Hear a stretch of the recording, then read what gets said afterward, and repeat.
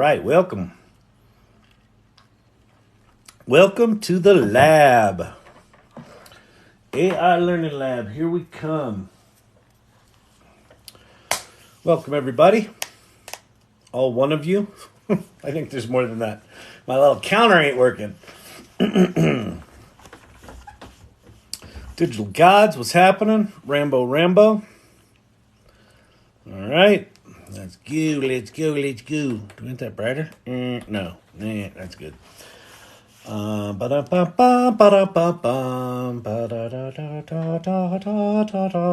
What is the button for? When do you push the button? Why do you push the button? Do we have a button? Hello from Dublin in Ireland. Fantastic. Top of the morning to you, Ronnie. Ronnie Murray. That is a very Irish name. I'm believing you're from Dublin. I like it. I like an Irish lass. Cheryl Banks, what's happening? Hey. Welcome, everybody. We'll let folks get joining in here in a bit. The beginning is here. It's not the end is near. The robots are not going to kill us. Well, we'll see. But this channel is about this vision.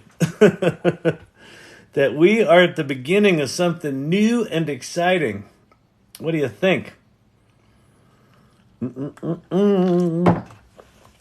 And we will get talking about some of this sort of stuff. Steve-O, what's happening? The Goat Eric Foreigner, how are you doing?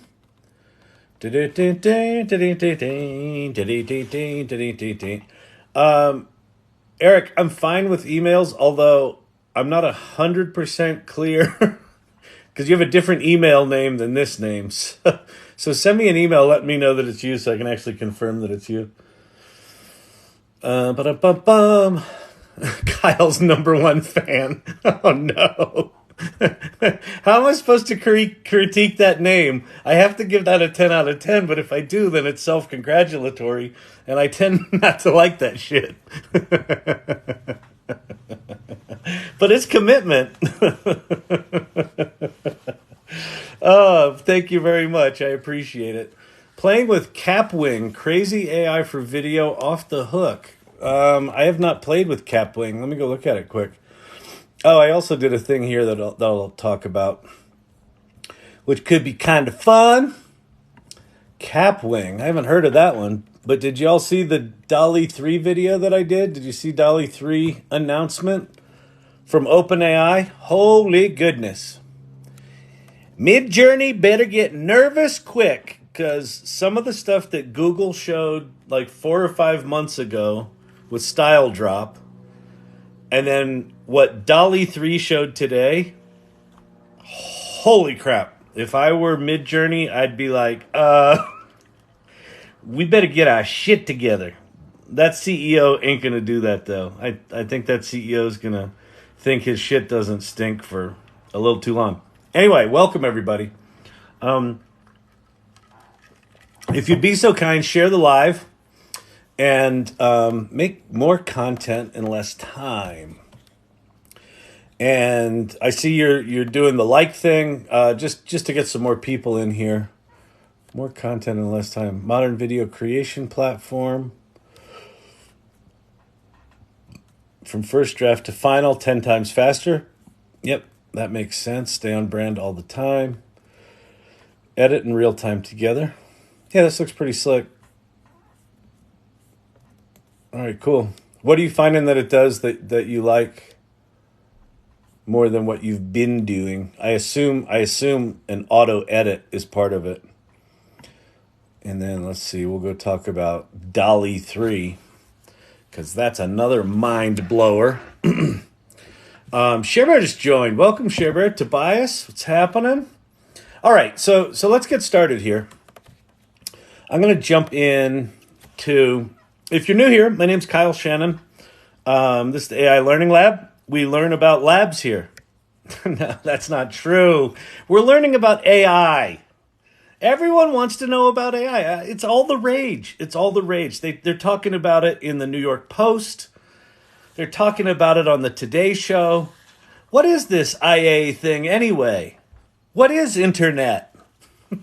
We're in the Katie Turek. You know that A with the circle around it. We're in that phase of AI right now. So this channel is to go, that circle, that A with the circle around it. What is internet anyway? That's what this channel is all about. So I'm an entrepreneur. I'm a co-founder and CEO of a company called Storyvine. I've been doing these lives now every night, every flippin' night for, I don't know, what's it been? 3 months, 4 months, something like that. I started this channel back in December of last year. Right after I was sort of into stable diffusion image stuff, and then ChatGPT came out, and I was like, "Uh-oh, world just changed. Better get on this shit." So I've been doing this for a while, and what we do here is I'll answer any questions that you have. Thank you, Steve-O. I appreciate that. And then I'll walk you through some things, like if you're like, Kyle, how do I get started? What do I do? Kyle, it's so confusing. What do I do, Kyle? Oh, Kyle. So, here's what I'm going to do. I also sing between actions when I'm like moving shit around. I'm singing, I'm whistling. I don't know what's going on here. Okay, so this stuff. If you have not played with ChatGPT, go there right now. Just go there now. Just do it. Do it. Go there. Go there right now. That's the official ChatGPT website. It will, if you haven't played with it, if you're like, oh, it kind of just looks like a Google search. Is it fancy Google? It feels like fancy Google when you first start playing with it, but then you ask it to do some things that are more than Google, and it just does them, and it just answers your questions, and it'll write you a song, and you're like, but it can't be creative, and then it's creative, and then you're like, but it can't code, and then it codes. So just go there and start playing with it. Claude and Bard are two other things that are worth playing with. Bard just got a pretty major upgrade. I can't, for some reason, seem to play with the extensions on it, but it's got extensions where you can now search across your Google Drive documents in a GPT-like manner. That's like, holy crap. But I can't get it to work right now because, I don't know, something must not be enabled in my whatever. Doesn't matter. Claude is also really interesting. So all three of these are worth playing with. Prompts.chat will teach you how to talk to these things. Share Bear, thank you for the gummy. I loves me a good gummy. Gummy, tasty. I like a gummy. I live in Denver, though. You got to be careful with your gummies here, okay? Okay. Okay, so that's that. That's the adult table for these large language models. Here's the kids table. Bing is about to get booted off this fucking list because their safety guardrails right now are making that thing actually unusable. It's built on top of GPT-4. It's connected to the internet. It can make images. With DALL-E 3, it's going to be able to make really good images, but their safety guardrails are so egregious right now. It's really annoying. You try to do some basic work with it, and it just blocks you all the time. So that one's, you know what we're going to do with Bing? Watch this. Take this, Microsoft. Watch this. You're going to get dimmed. Look at that. See how it's dimmer than the other ones? It's fading out. Take that.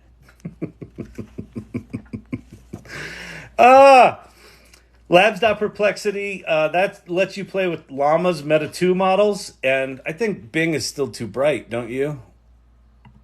It should be just barely visible. Yeah, that's good. We'll do that. Pi.ai, that's from a company called Inflection. Get yourself the Pi app. Search for Pi personal assistant, and you'll be able to find it. I'm pretty sure it's on Android. I know it's on iOS. Put it into talk mode. So there's like two modes. There's one where you thank you for the llama, Winston. Whoa, Winston is up to level 20. The competition is steep on the leveling up in here. Will you attain level 33? Only time will tell. Winston is a 20-degree master. Tobias reached level 10. Not bad. That's solid. Anyway, Pi. Pi, we nickname Pi Chatty GPT in here. It's ChatGPT, but it's designed to have a conversation with. Really interesting. And Poe lets you play with a bunch of different models, including Claude and OpenAI models. So that one's fun too. Okay, so those are those. Now, images. If you want to start playing with images, this is too much now. I feel like I've got to, you know what, just screenshot this page. Midjourney's really good. Ideogram can do text. So what I mean by that is, what do you mean it can do text? Like the beginning is here, that image, that image, that image. All these images were done in Ideogram, and it can do text. Now, I'm showing all the final ones. You're like, wow, it's just magic. It does it perfectly every time. No, all of these tools are janky pieces of shit. That's what we talk about in here. And Ideogram's no exception. You can get something close to what you want about 12% of the time. And then if you just keep messing with it, you'll eventually get something that's usable. But it's still pretty good. DALL-E 3 is coming, and it's going to be amazing. Okay. What else? Leonardo.ai is built on top of Stable Diffusion, and it's a really good interface. HeyGen. There are a bunch of tools like HeyGen that do voice synthesis and animated faces, but HeyGen snuck out a little feature that kind of got everyone all excitable in the past 2 weeks or so, called Video Translate. So if you go to labs.heygen.com, you can upload a video in English and translate it into up to 8 languages. And here's a ping pong kind of edit I did of me speaking English and then speaking the same little section in Italian. So we've heard from a number of clients that modular content is important to them, getting more efficient with how we create content and how we leverage content. Clienti dicono che il contenuto modulare è importante, rendendo più efficiente la creazione dei contenuti. So you'll notice the lips are synced, the voice is the same, the accent's good. Emilio's wife, who's in here, speaks Italian fluently and has vouched that, indeed, I speak fluent Italian. I couldn't tell you if I did because I don't speak fluent Italian, but apparently now I do. So that's HeyGen. That's just sitting buried in their labs section. Then you've got Adobe Firefly and Photoshop Generative Fill. Those came out of beta about 2 weeks ago. Now we have DALL-E coming, and we have whatever the hell Google's going to release with Gemini, assuming there's going to be some image thing in it. So the image generation space is getting as noisy as the ChatGPT space. OpenArt.ai/promptbook will teach you how remarkably deep these things are. Futurepedia is just a big pile of tools. I've been invited to do a workshop with a woman named Rhonda Phillips. So this is a workshop, a 3-part workshop for creatives.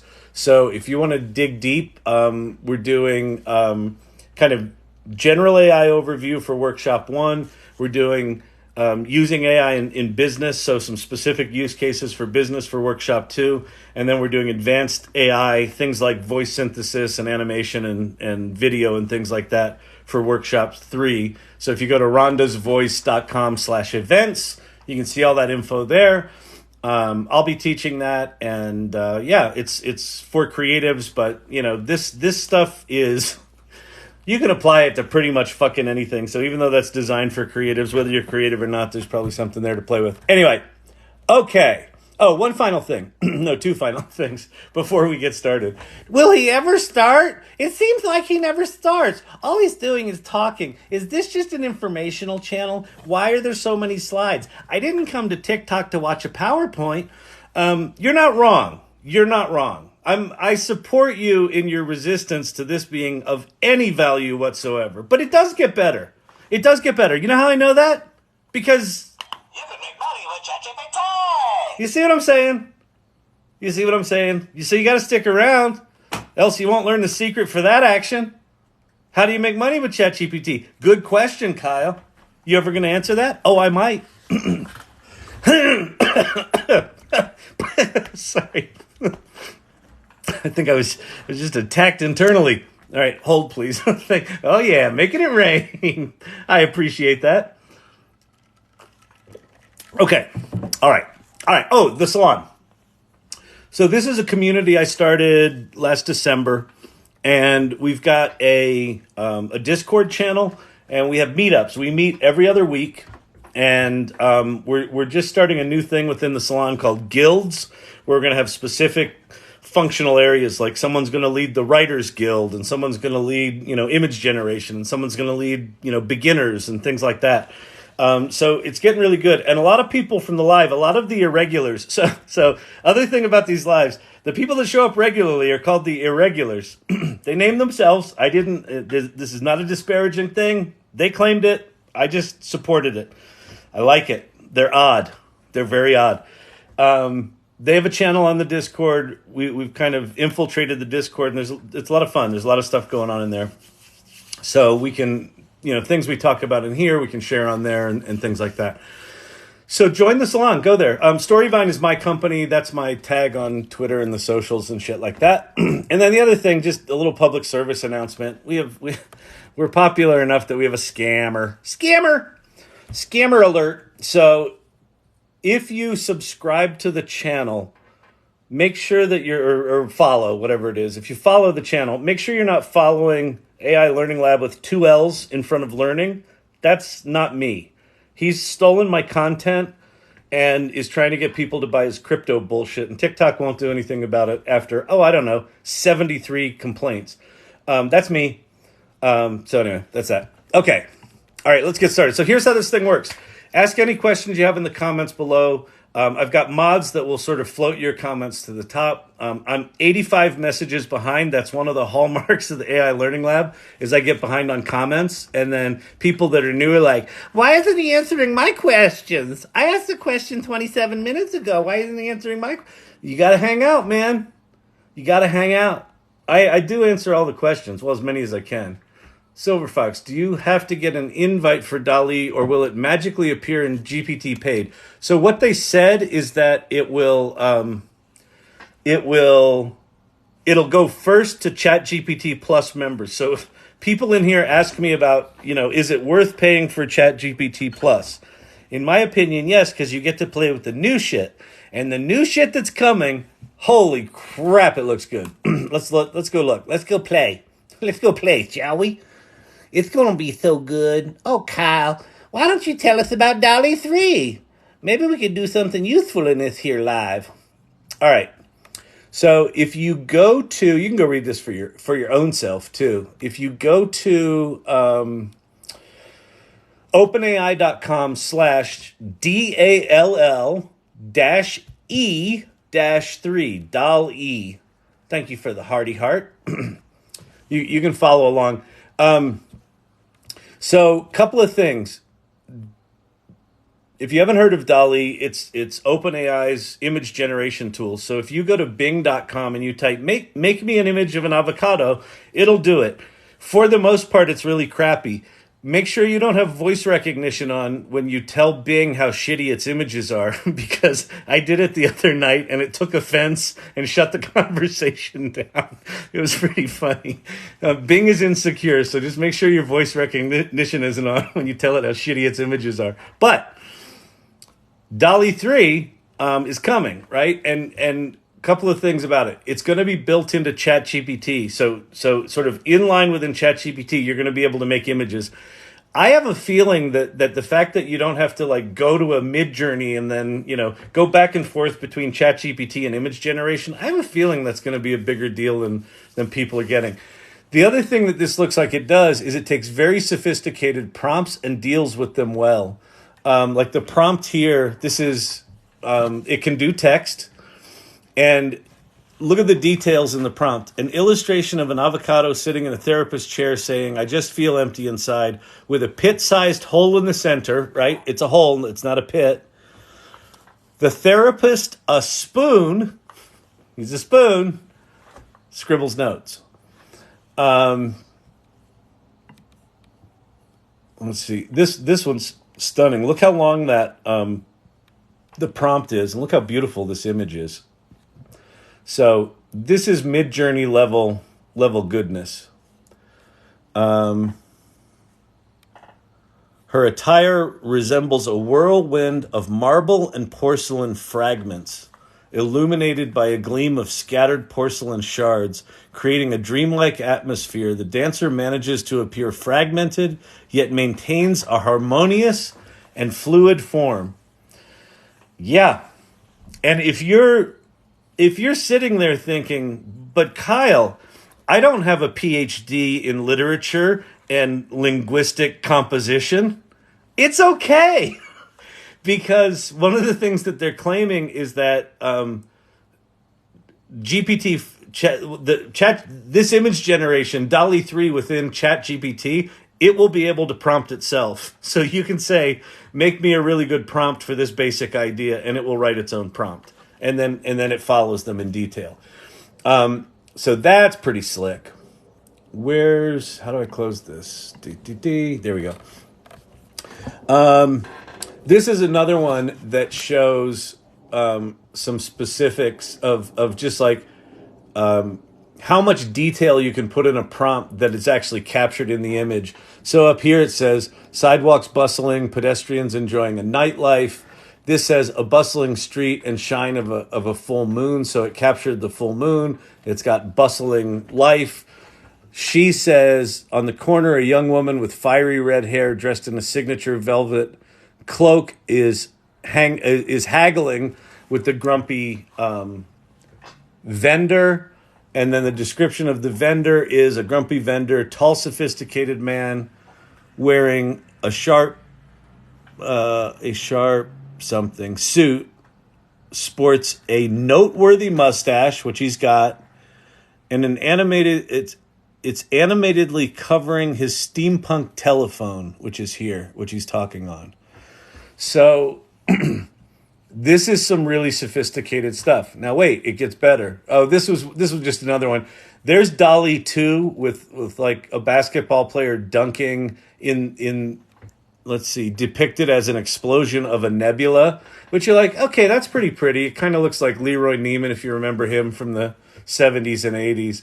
But check out DALL-E 3. That's the same prompt in DALL-E 3. That's an explosion of a nebula, right? And it's, he's clearly dunking. It's not just some abstract. It's, he's just fucking laying it down. Yeah, but how many prompts did it take to get that quality? I don't know what you're talking about. For DALL-E, I have no idea. For Ideogram, I can tell you. You can be cynical about it and sit on the sidelines and say, yeah, well, they're only showing you the best ones. They're showing us the best ones, but if you've worked with Mid-Journey and tried to get it to do stuff consistently and predictably, it's almost impossible. And if you've ever tried to get Mid-Journey to include more than a main subject, it's insanely frustrating. So it's looking like this is going to be quite good. And the other thing, one of the other things, and this is a question I field all the time in this group and elsewhere in my life, is if I create a character that I like in Mid-Journey, how do I keep the character across prompts, right? Like if I create a character for a children's book, I want that character to be in all the scenes of the children's book. I don't want it to be a new character each time, which is kind of what it does now. Watch this video. I'll play enough of it here that we see.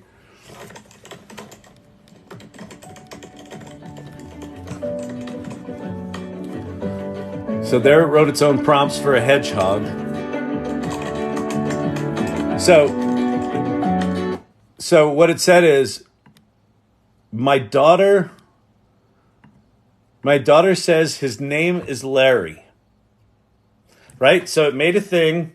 He picked one, and then he's typing a prompt about this image. My daughter says its name is Larry. Can I see more like this? And now it keeps Larry.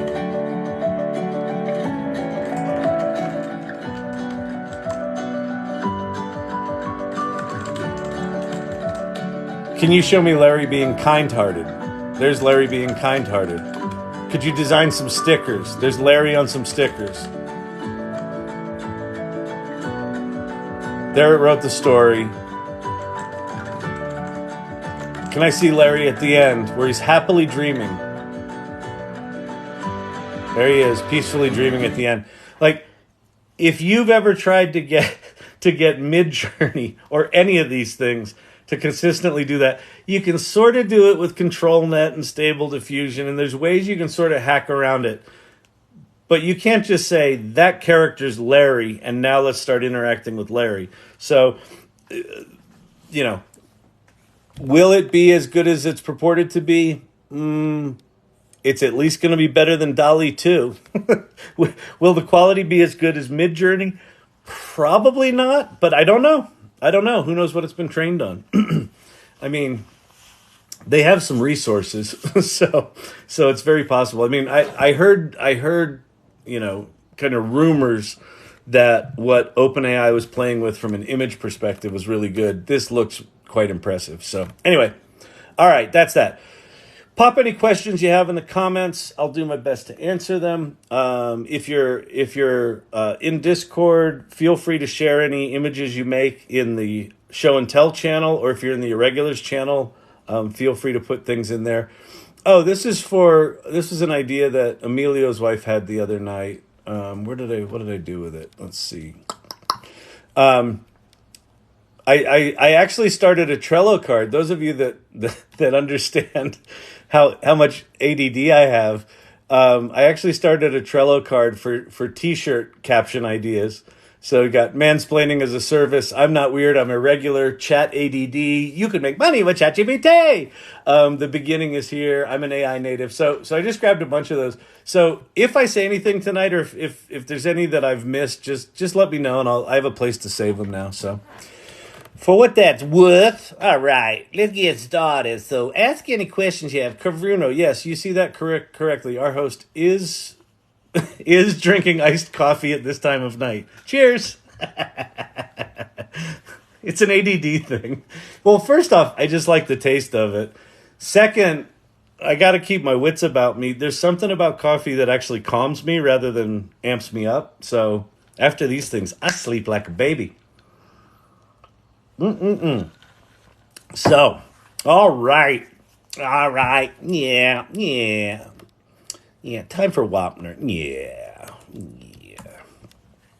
I'm an excellent driver. Yeah. Charlie Babbitt. Yeah. If your question is Kyle touched? It's possible. All right, let's see. Carrying on. Welcome to the AI Learning Lab. The beginning is near. What's that mean? It seems very obtuse. I've never used the word obtuse before. That's very strange. Is Italian Kyle single? That's cute.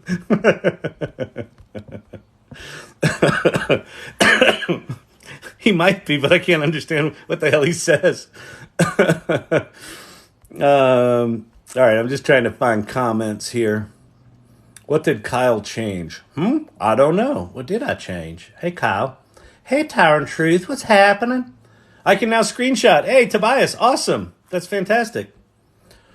All right. Good. I like it. That's solid. AI is gnawing out my frontal cortex. I know. Me too. Ideogram has a strength meter for remix now. That's interesting. Let's go look at that. Actually, let's go do it. You know what we'll do? Let's do a little arts and crafts thing here. So I'm going to do this. If you're on the AI Salon Discord, cool. If not, go here and join the Discord. If you like Discord, you don't have to join Discord. ShareBear reached level 18, by the way. She's catching up to Winston. Oh, cool. RetroPunk just popped something into the Irregulars channel. Here's a DALL-E 3 Midjourney comparison.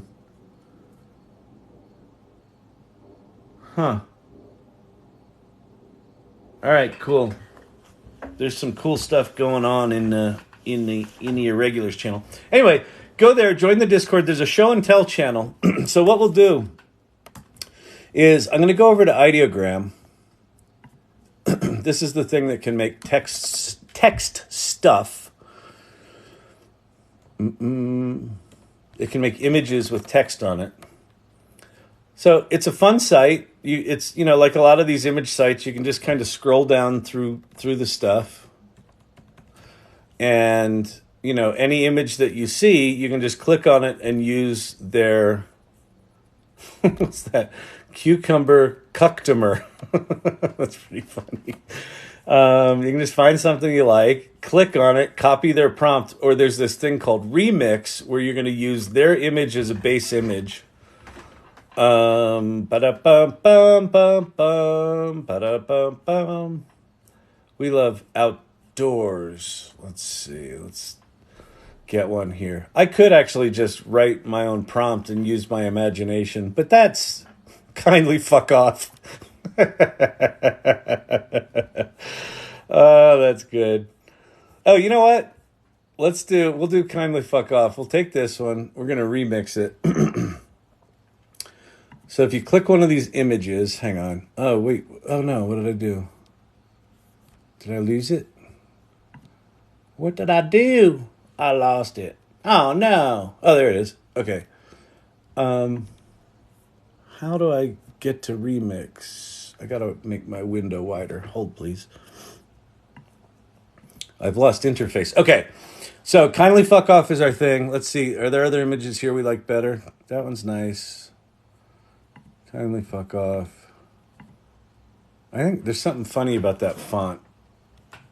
Let me see. Yeah, that's good. All right. So now we're going to say remix. Oh, yeah, look at this.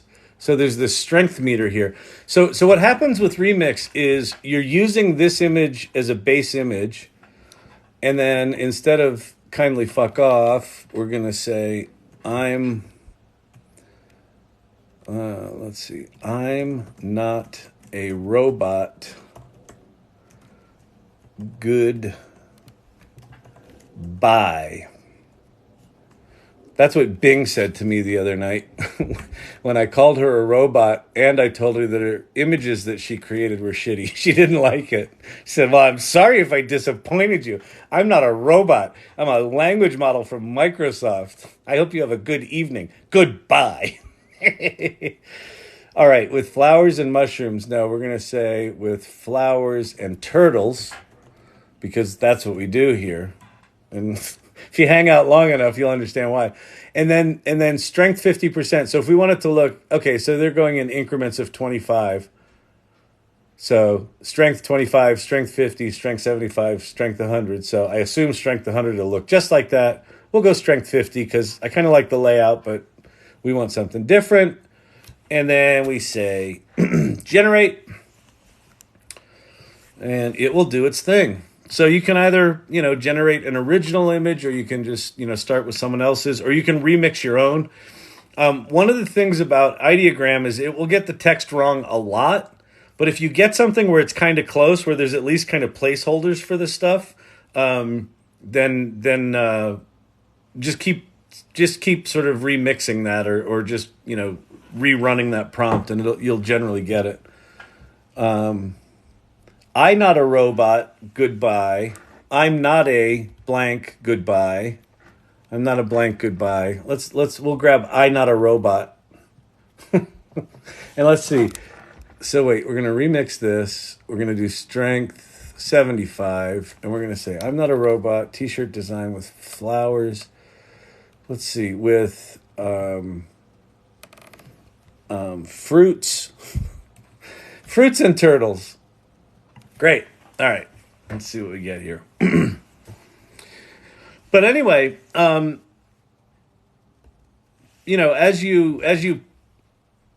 we go tonight, and as I'm just sort of rambling on, just play around with ideogram. Make some images. Grab if you hear anything fun or see anything anyone types that's fun. Start making images here and share them in the show and tell channel of the Discord. That could be fun. I'm not a robot. Goodbye. We got one. We got two. We got sort of three. Oh no, it's not goodbye. It's goodie bye. There's one. I'm not a robot. Goodbye. And it's actually a turtle. All right, that's a good one. We'll keep that one. So I'm going to save image as, and we're going to put it in AI merch. We're going to go, I'm not a robot.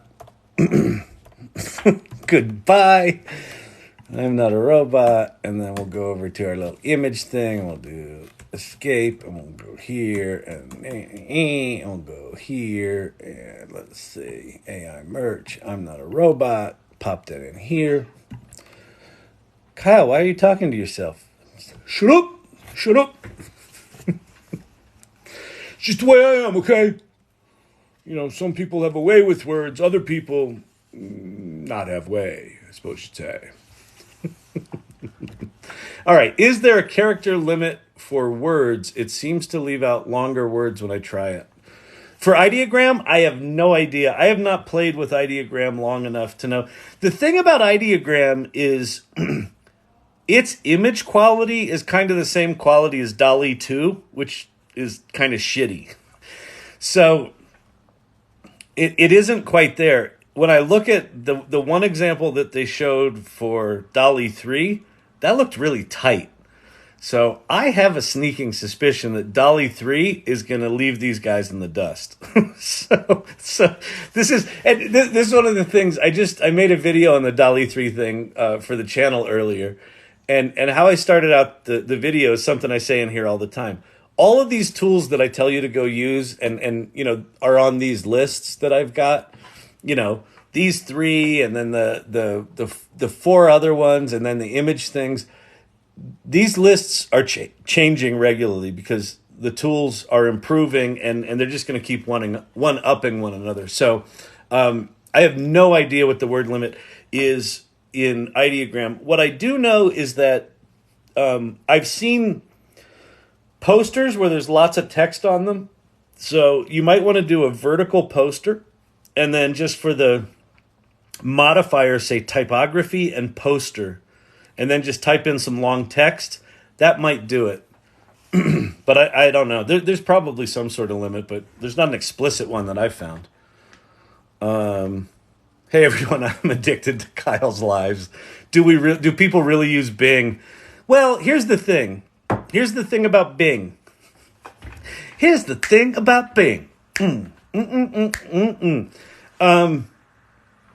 connected to the internet, which ChatGPT's not. It used to be, but then they got their ass handed to them by Time Inc., and they haven't brought it back in like 3 months. So I don't know what the fuck they're doing. It's connected to the internet. It can generate images. It can analyze images. You can upload an image to Bing. And when you're within its tiny little safety window, it can be useful.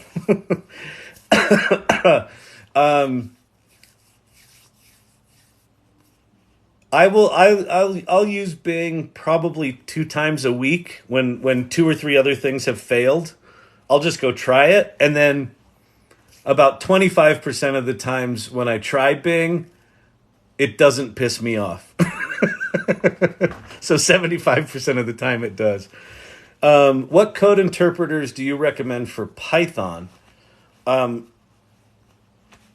don't know what you mean by code interpreters. Do you mean like large language models that can write Python, or do you mean ChatGPT's code interpreter? Because the only 2 that I know right now are there's code interpreter, which isn't called that anymore. It's called advanced data analysis within ChatGPT, and then there's open interpreter, which is basically code interpreter for your computer system, and that's pretty cool. But you install that in your terminal program and run it. If you want to write Python, if you basically want a code assistant, I would say GitHub's Copilot is probably the place to kind of lean into that, just because it's designed to be a pair programmer. You've got GitHub as a code repository there where you can go find projects and dupe them and modify them on your own.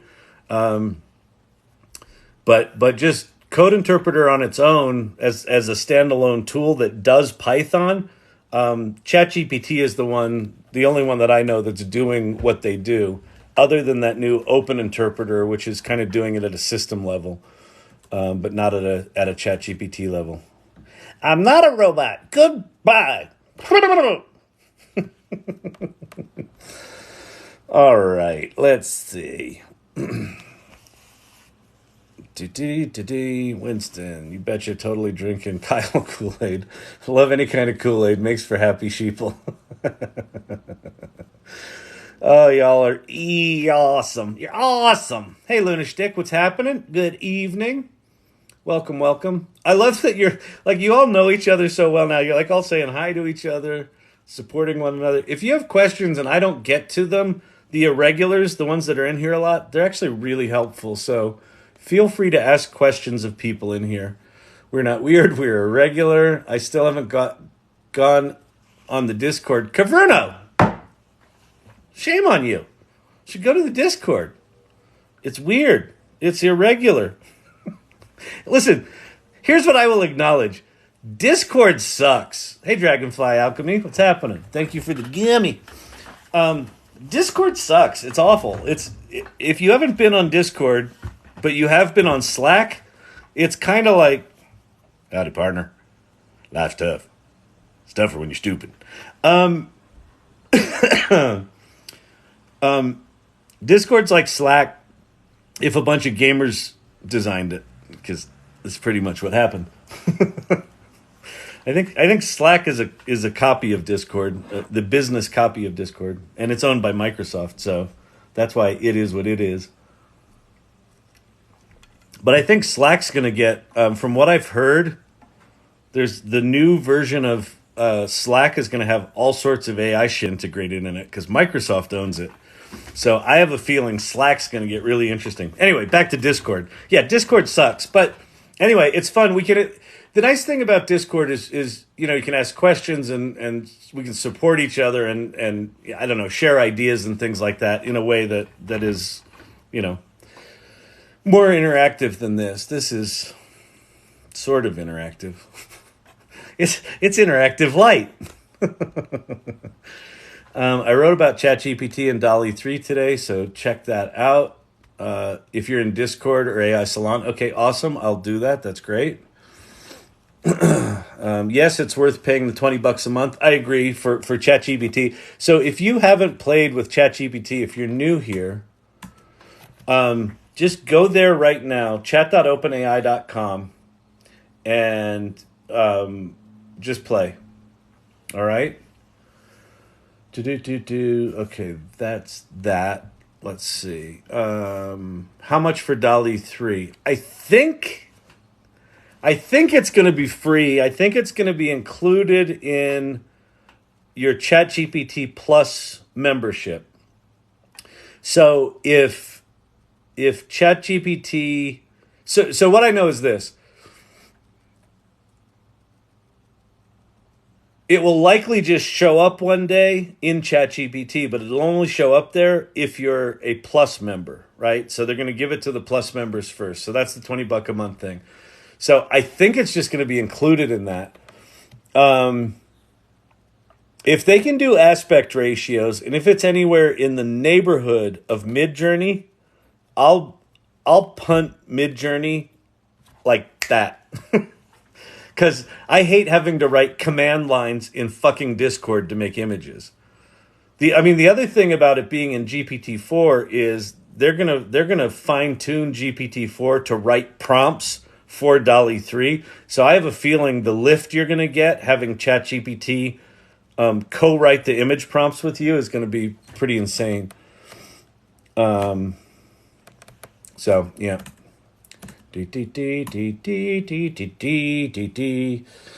Yes, you see that correctly. Our host is drinking iced coffee. Oh, I said that one already.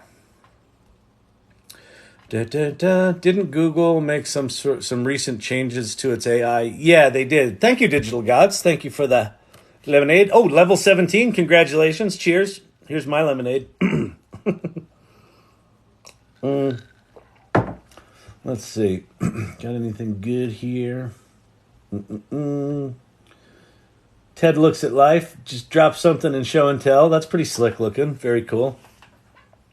Is that bigger than that? Ramblin' man. Ramblin'. Nice.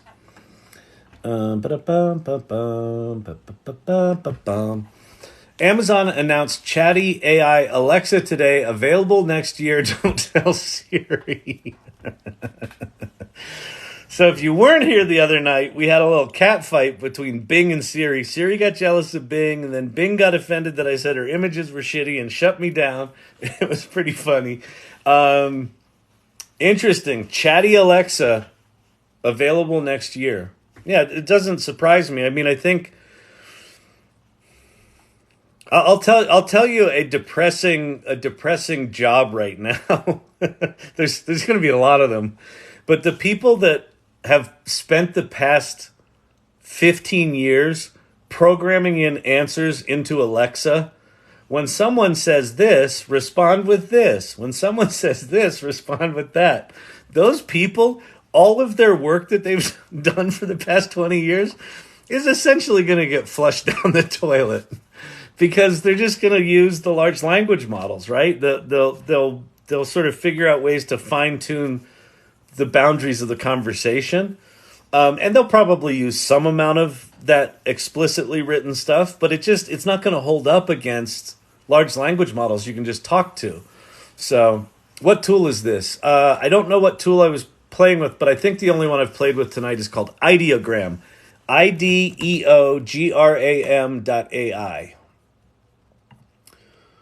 It's somewhere in that mess. It's at the top right. Ideogram. Shut up, Siri.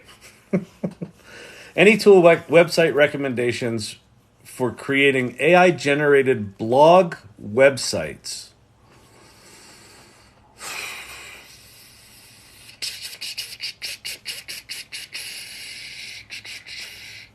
I don't know any.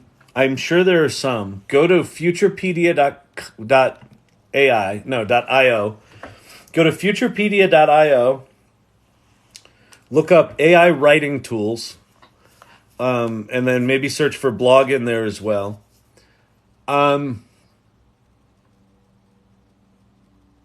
My philosophy on this is that you would likely be better served to just spend your time in ChatGPT learning how to prompt yourself to get the kind of blogs that you want to write. If you just want to spew out a bunch of useless shit, yes, there are probably tools with that. There are tools that sort of live in this space. You can make money with ChatGPT. Where it's like, automate 100,000 blog posts a day and you'll make millions. Well, here's the deal. You won't. The only people making money with that fucking scheme are the people teaching you how to make money with ChatGPT on their courses on how to make money with ChatGPT. Useless content is useless content. And with AI, you can make a lot more useless content. Now, that said, can you automate blog writing so that it doesn't suck? Yes, you can. How do you do that?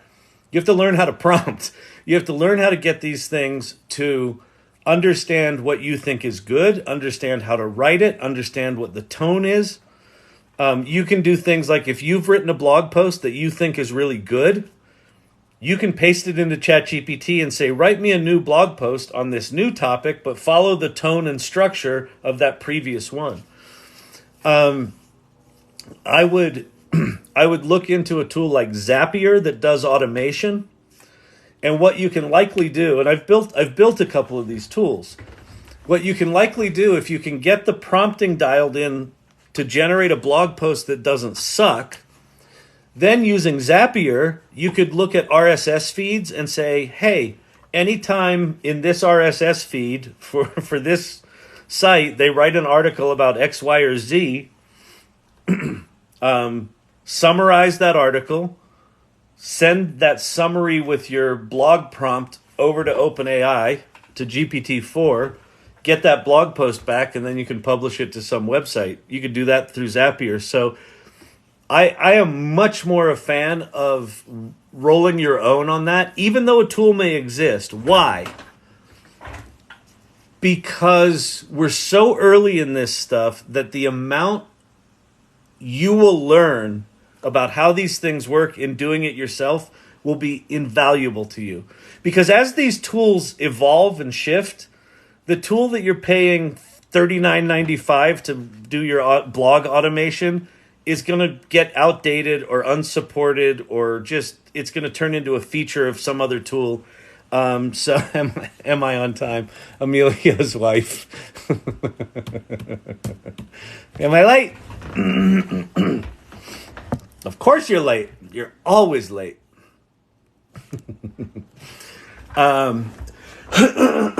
She's trying to change up the game here. So anyway, I'm sorry I don't have a specific tool. I'm losing my voice. This is not good. The AI Learning Lab cannot have laryngitis. All right. Supercalifragilisticexpialidocious is hard to fit on a t-shirt. Well, you could do it in a spiral. Try it in a spiral. That could work. Ba-da-ba-bum, ba-da-ba-bum-bum, ba-da-ba-bum-bum-bum. It's fashionable only because of you, Steve-O. Did you notice 21 on the player's shirt in D3's image? So maybe it does text. Couldn't count fingers, though. I don't. Where are you showing that? I don't know where you're showing that, or where you're referencing that.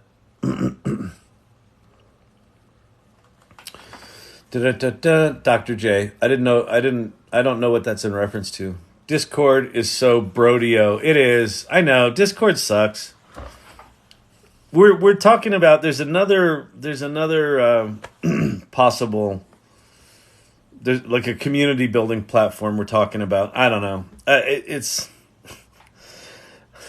I would like it not to be hard to have a place where people can communicate, but, it's only 2023. We've only been trying to figure out communications platforms for what? 7 or 8 decades now? We'll get there. We'll get there. By 2072, we'll be able to communicate with one another. We'll just do it telepathically. We'll have our little Neuralink Bluetooth. Hey, how's it going? That's pretty good. How are you? Oh, I'm doing all right. Yeah. We don't, our mouths will evolve shut. We're just we get all our nutrition through our ears, and we communicate through our brain fingers. Oh, you think I'm joking? You think that's not going to happen? It's like the end of 2024. We won't need to talk anymore. I don't know who you people are.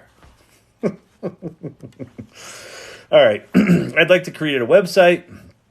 I already have the hosting and domain, but don't know what to do next.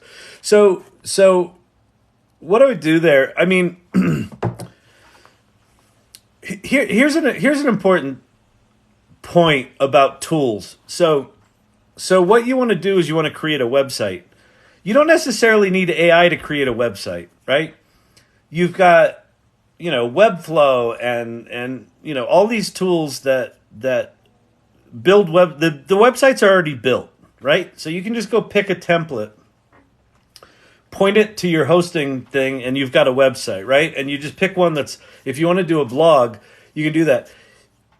While you can use AI tools that generate websites, and while they're super sexy, make me a blog website that has flowers on it and says, am I late, blah, blah, blah, and it'll make that, right? The problem is, all of the tools right now, these AI tools, all of them, with no exceptions, are janky pieces of shit. So what's going to happen is if you go find an AI website generator, it's going to generate 75% of what you want, and then you're not going to like it, and you're going to want to modify something, and you're not going to know how to do that, and it's going to frustrate the shit out of you. So what I would recommend is just start with a website builder where you can just pick a template, pick a blog template, pick one you like, learn enough about it to upload your logo, and figure out how to add a blog post. And then go use ChatGPT or Claude or Bard or, one of the large language model tools to help you start writing blogs and generate the content and get good at that. And then you can literally just copy and paste, from ChatGPT into your blog template, and it'll look beautiful. And it'll be functional, and it'll be mobile friendly and all that sort of shit.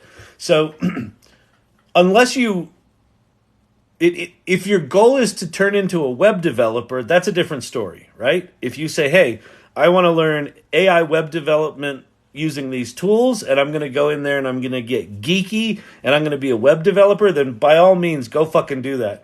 But if you just want to launch like a blog site, just go pick a non-AI web building tool, pick a blog template that you like, modify it, and then focus on the content. Focus on the content. And the big thing that I would say here, and I say this a lot in here, is the least important part of all of this is the technology. But Kyle, it's called the AI Learning Lab. If the technology is not important, why are you calling it the AI Learning Lab? Why not just call it the Learning Lab? It's a good point. It's a fair point. But almost all the time that I see people get tripped up or produce shitty work is when they say, I've got AI, now what do I do? What do I do with it? How do I... You can make money with ChatGPT! How do I make money with ChatGPT? It's not about ChatGPT. It's about the idea. So in your case, if you've got this blog site you want to do, what's the blog about? Who's the audience? Focus on the content. Focus on the why. Why am I doing it? What am I doing? Who am I doing it for? What would success look like? If success looks like you just put up a website because you have a domain and you don't know how to put up a website, there's sites for that, and most of them don't have AI. Some of them are adding AI, but I would just say start with pick a template, publish. like 2 steps. It's more than that because you got to set up all the preferences. But start with the why. What are you trying to accomplish? And then look at, okay, what tools can help me with that? I need to create images that look like posters with words on them. Okay, you don't use Midjourney because it doesn't do words, and you'll spend hours in Photoshop trying to get it to do text. So then you might use something like Ideogram, even though it does shittier images, but it's not, I'm going to do something with Ideogram first. It's, I need images with words on them first because I'm trying to accomplish this. Then what tool do I need to do that? So that would be my advice. It's really easy, like really easy when you have technologies that are as sexy and profound as AI tools to mistake the tool for the strategy. It's just a tool. It's just a tool. And on the you can make money with ChatGPT thing, how you make money with ChatGPT is you don't think about the fucking tool. You think about, hey, I really know pizza shop marketing, and I'm curious about AI. I know that pizza shops right now are struggling to get people in the door. I wonder if I could solve that problem using AI in a creative way. Maybe we could do fun images. Maybe we could use ChatGPT to come up with, sort of an infinite number of crazy schemes.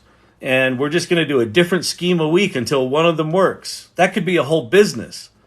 Are you making money with ChatGPT? Yeah, but you're not making money with ChatGPT.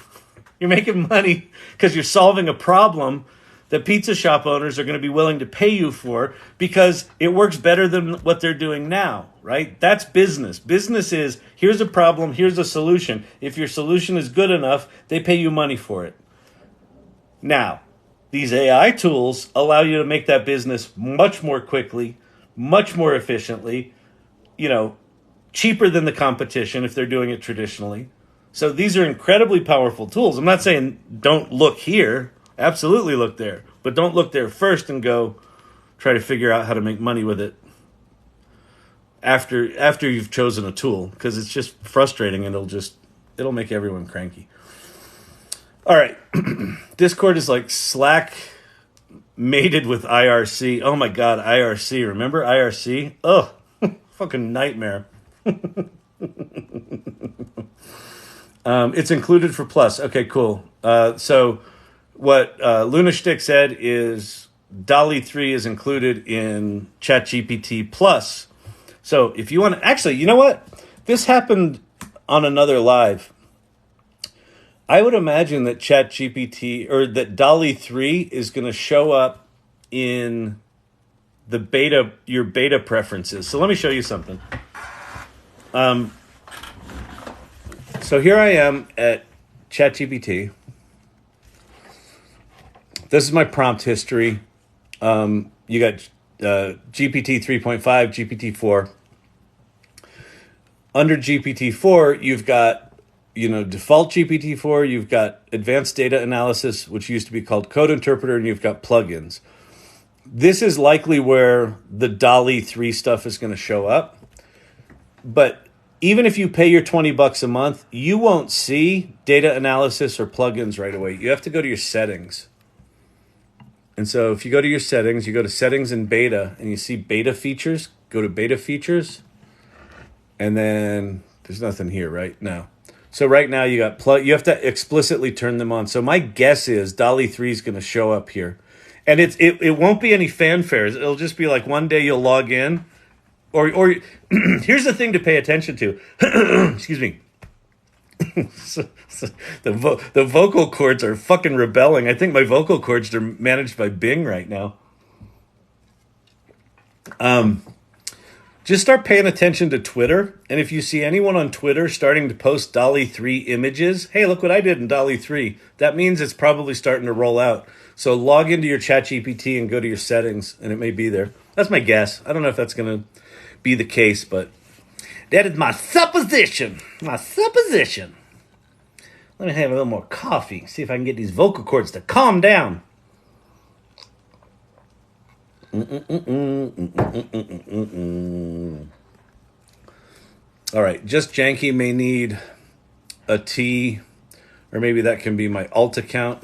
Just Janky. All right, I'm going to add Just Janky to the t-shirt list because I like Just Janky. Or Just Janky, I'm Janky, Just Janky. I'm Janky. Let's get janky with it. I think that one you can go on for a long time. Anyone want to hold my hand? Listen. If you're new to this stuff and you've come in here and you're like, oh, Kyle knows what he's talking about. There's all these people in here and they all know what they're talking about. Here's the big fucking secret right now. No one, 0 people, 0 know what they're talking about with this shit. 0. And when I say this shit, what am I talking about? Machine learning, but there's data scientists and mathematicians who've been working on weights and embeddings for years. What are you talking about? No, not them. This channel is about the inflection point that started November 30th, 2022.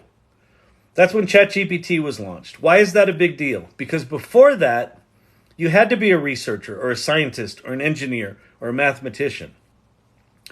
ChatGPT for machine learning and AI is the equivalent of what the World Wide Web was to the internet. So I started a company in 94 called agency.com, which was one of the first digital agencies. And the feeling of what's happening with AI compared to what was happening with the World Wide Web is almost identical, where a bunch of liberal arts majors and architects and designers and photographers learned about this thing called the World Wide Web, and they started doing things with it that the researchers and the scientists were like, wait, who the fuck are these people? What's going on, right? I was doing this in New York City at the time. We were building websites for the Fortune 500. It was absolute insanity. They nicknamed New York City Silicon Alley. In fact, this is Jason Calcanis from the All In podcast. This was his magazine. That's me on the copy, a Silicon Alley Reporter. It was crazy times, and the same thing's happening right now where because these tools are so powerful, you can kind of get a glimpse where we're headed. If you've been here for a while tonight, the stuff that I showed with DALL-E, where you can now say that hedgehog drawing, my daughter called that that version of the drawing Larry, and it remembered who Larry was, and it could continue making images of Larry. Just sort of carry that out 3 years. Like, that's going to be in our hands probably within a month, probably within a few weeks. Imagine the sophisticated version of that, where you can just sort of speak an idea into existence. It materializes in a photo, a video, a 3D object, a 3D world, and you get to interact with it. Oh, T-shirt, what are your qualifications? That's good. Sorry, that's got to go on the list. I'll be back. Hang on. That's really good. What are your qualifications? By the way, if there's any designers in here, good with design stuff with the T-shirts, let me know. Thank you for the crown. So the point that I'm trying to make here is that no matter how behind you feel right now, you're not behind. We're very, very early. Like we're 9 months into whatever this thing's going to become. The tools right now are janky pieces of shit. They're all discombobulated, and you got to go to Discord to make Midjourney images, and you got to go to ChatGPT to do this, and they got this weird thing called plugins where you got to install them, but they're not really active, but then you have to activate them, and you have to understand what the fuck that means, and like just everything right now is just a fucking travesty.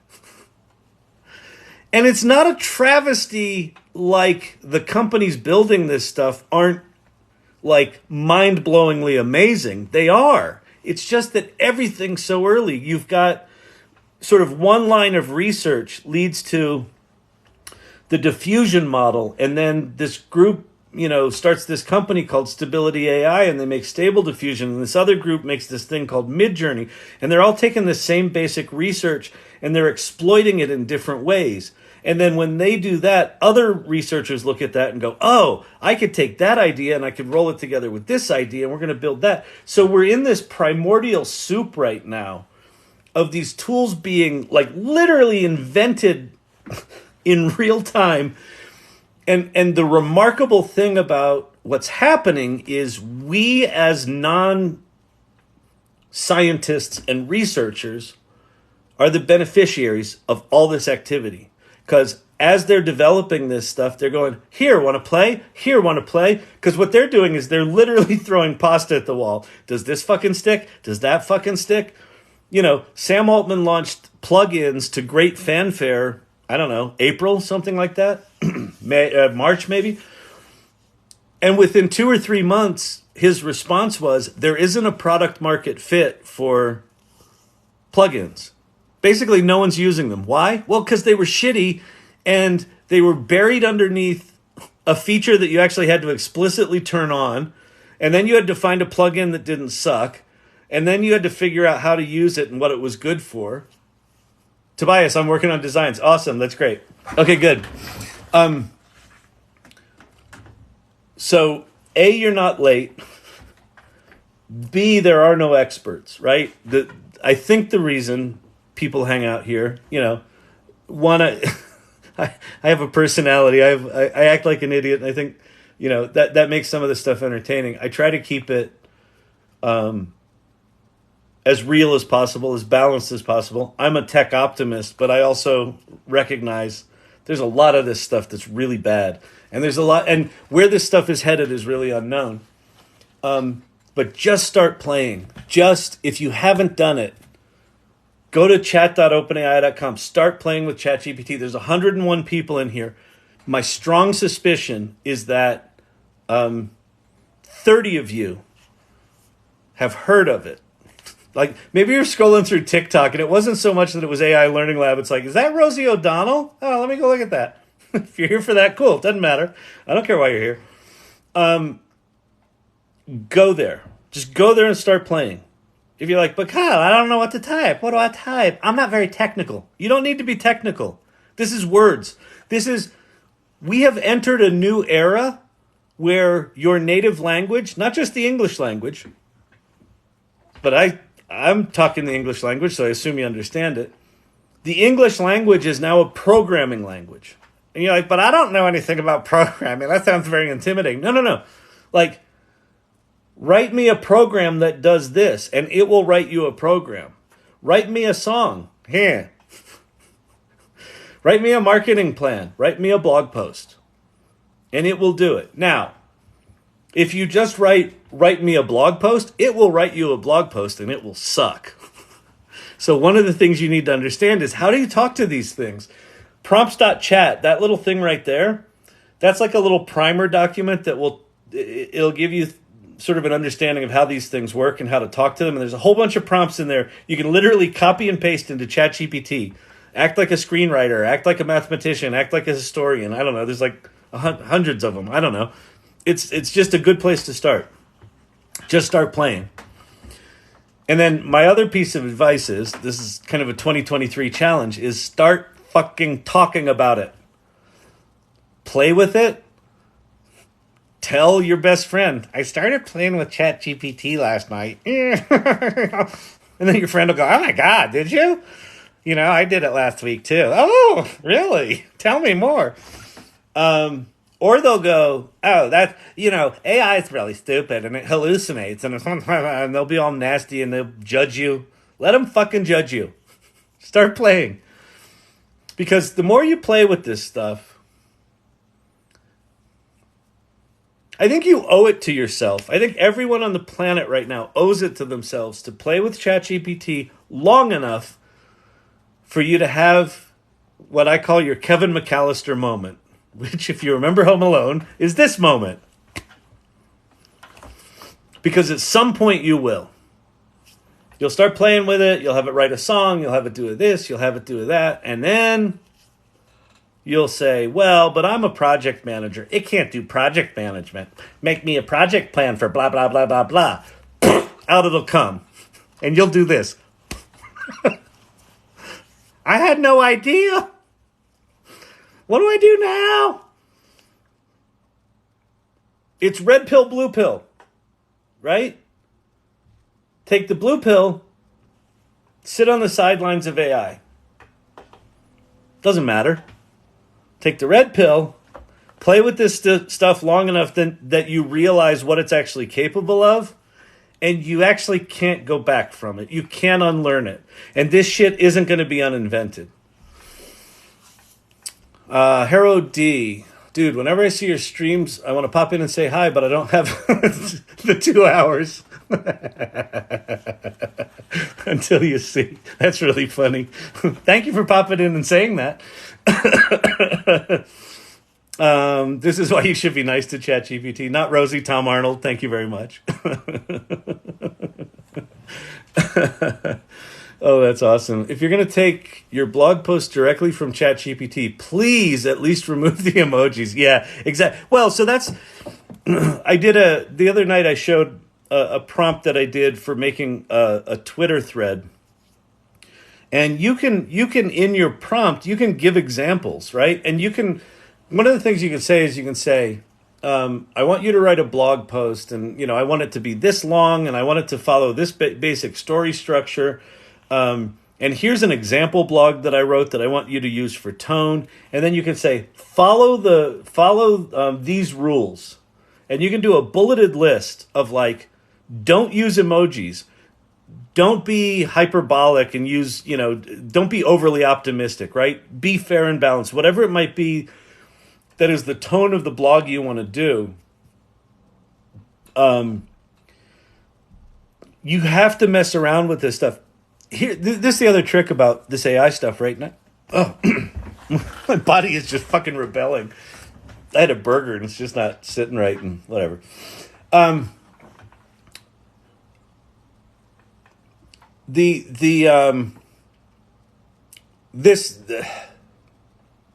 lost my train of thought. I was thinking about burgers. Blog posts. Tone. Oh, here's my train of thought. These tools right now, and I think ongoing, if you're sitting there thinking like, well, what the hell should I learn? Like if this stuff is coming, and it's going to be ubiquitous, it's going to be everywhere, and I've got to learn how to use this shit. What should I learn? Do I learn machine language? Do I learn embeddings? Do I learn LangChain? Am I supposed to learn Python? Not necessarily. What do you want to do? Like, again, back to the idea of don't lead with the technology. Lead with what do you want to do? What's the stuff that you enjoy doing?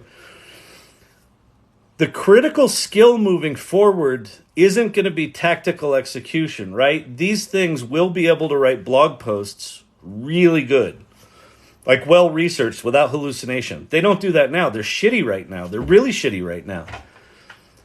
The most important skill now, and I think into the future, is critical thinking. Not just, can I get it to write a blog post? Can I get it to write a blog post like I write a blog post? Can I get it to write a blog post that when I read it, I actually get that thrill I get when I write a good blog post? It's well structured, it's well researched, it's well written. It doesn't use fucking emojis. It doesn't celebrate everything as if it's all glorious, right? ChatGPT is fine-tuned to be super supportive of you and super positive. And that's why it kind of writes stuff like, it's the most incredible TikTok channel in all of the land. And, it kind of makes you want to vomit a little in your mouth. You can fine-tune it to write the way you want it to write. What's that take? That takes your fucking brain. So get it to write stuff and then actually look at it and go, is this good? And if it's not, deal with it. The question that just popped up that was just pinned there, is it worth paying the $20 to chat GPT? I think so, yes, because if you weren't here earlier, what's coming, like soon, and it's coming first to ChatGPT people, ChatGPT Plus people, the people that pay the $20, is DALL-E 3. DALL-E 3 is going to do text. It's going to do very sophisticated prompts. It's going to write prompts for you. It's incorporated into ChatGPT. It looks like it's a Mid-Journey competitor, if not killer. So ChatGPT Plus members get GPT-4, OpenAI's version of it, which is by far the best thing out there right now, until further notice. Gemini's coming from Google, which might compete with it. But for now, it's the best. You get plugins, which some of them are useful, like some of the web and PDF reading plugins are good, and there's some other things in there that are interesting. You get advanced data analysis, which used to be called code interpreter. It's advanced data analysis. You can upload a CSV file to this thing and ask it to tell you what's in the CSV file, what's interesting about it, and visualize the trends that it finds interesting. And it will do that. It writes and executes its own Python code in a container within your chat session. It's fucking amazing. So those three things come with it. And now you're going to have DALL-E 3, this new image model. And you'll get it before everyone else will. So I do think it's worth the $20 a month. Now, my advice on any of these tools is don't pay the annual fee. Even though the annual fee, you save 20%, shit's changing way too fast. You might pay the $20 to ChatGPT and you're like happy as a pig in shit and you're loving it and things are great. And then Google comes out with Gemini and Gemini is everything they purport it to be and then some. And you're like, oh shit, now I got to go pay for that too? Well, if you did an annual subscription with ChatGPT, you're going to be pissed. So I would go monthly on stuff because it's just changing too fast. So anyway. All right. I'm going to jump to the bottom. I'm way far behind on comments. So I'm going to jump to the bottom and just grab some questions. Thank you, by the way, to the mods who are helping tonight. You always make this much better than when I was doing it on my own, just flailing. As you know, as good comments come in, you're elevating them, so I appreciate that. Oh yeah. Thank you for the glasses. Hold on.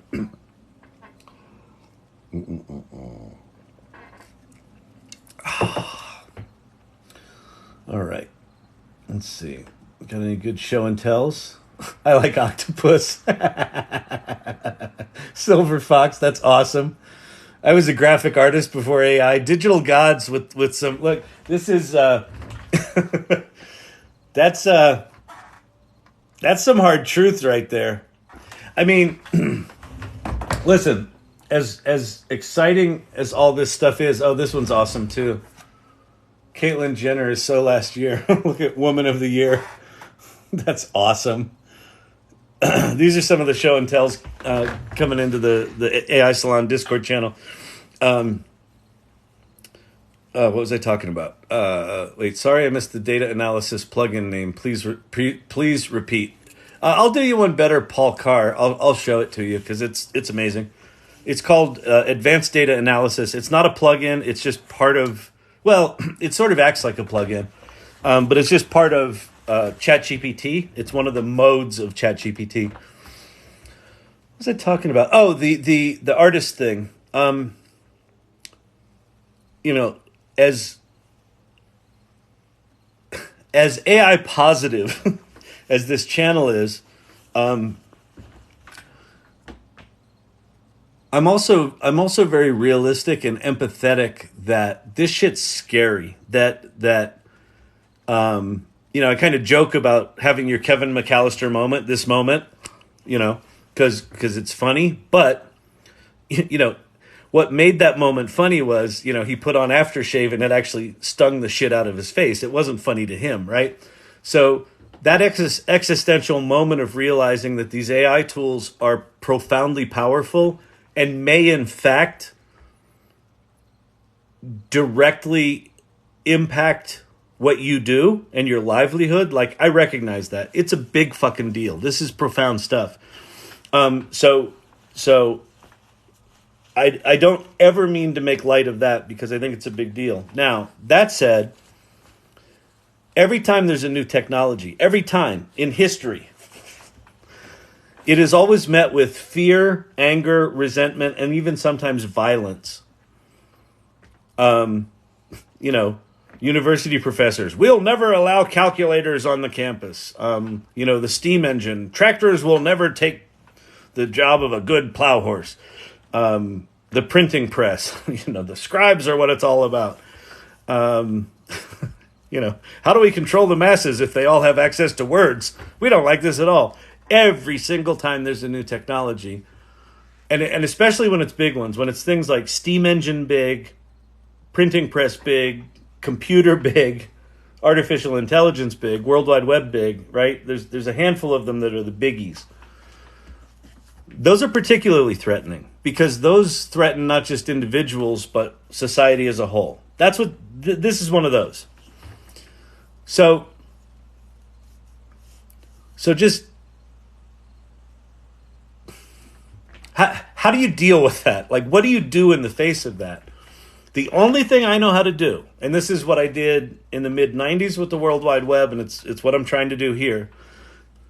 The only way I know through it is through it and to choose to be on the adventure as opposed to choosing to sit on the sideline. Because you really do, this really is red pill, blue pill choice. You really do have two choices here. This shit is coming. ChatGPT, DALL-E, all that sort of stuff, it's coming. It's not getting uninvented. And then you have these two choices. And one is the blue pill is you sit on the sidelines and you judge it and you dismiss it and you give into the fear of it and you think the robots are going to kill us. And the other one is you go, fuck it. Chat.openai.com. Click. Write me a country song. Okay, let's get at that. Whatever, it's fine. Write me a meal plan. Oh, that's pretty interesting. But I bet the recipes aren't any good. Write me a gourmet recipe for this. Oh, that's pretty good. Well, but it can't do what I do. right? It's the only way through it, is to have that moment where you go, oh, fuck. This is more powerful than I thought it was. This is deeper than I thought it was. This is more profound and going to change things more than I thought it was. That's the red pill. You can't unsee it.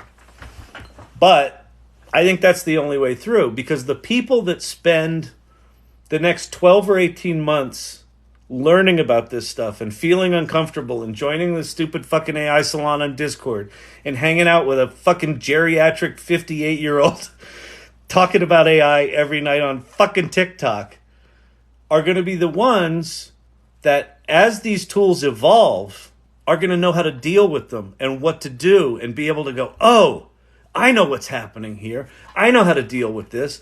I dealt with that before when I was trying to figure out something in Midjourney, and now this is a completely different tool, but I think this might work. And oh shit, it worked. Okay, that's a solution, right? Those people, the curious people that are like, okay, this feels scary and I feel completely out of control and there's no fucking manual for this, are going to be the ones that are going to weather this, I think, with less pain and angst than those who don't. So, anyway. All right, enough soapbox. I said I would show you Code Interpreter. Which this, if you know anything about data analysis, which I do not, but even knowing nothing about data analysis, this is fucking face melting. If you have not seen this. So this used to be called Code Interpreter. You have to enable this in your ChatGPT settings. It's only available if you pay the $20 a month. I'm not making any commission on that. So if you're just here to troll and say, oh, he's just here to make money, he's just, You can make money with ChatGPT. he's just one of them. No, I don't make money on it. So you have to enable it, and you go to Advanced Data Analysis, and then your little chat window here has a plus button next to the prompt, and the plus button is an upload button. And so I'm going to go look for archive. So if you know anything about data analysis, you'll be better at this than I am, because I'm not good at this.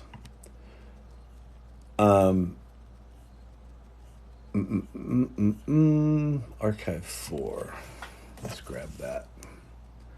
I think this one, I don't know what this one is.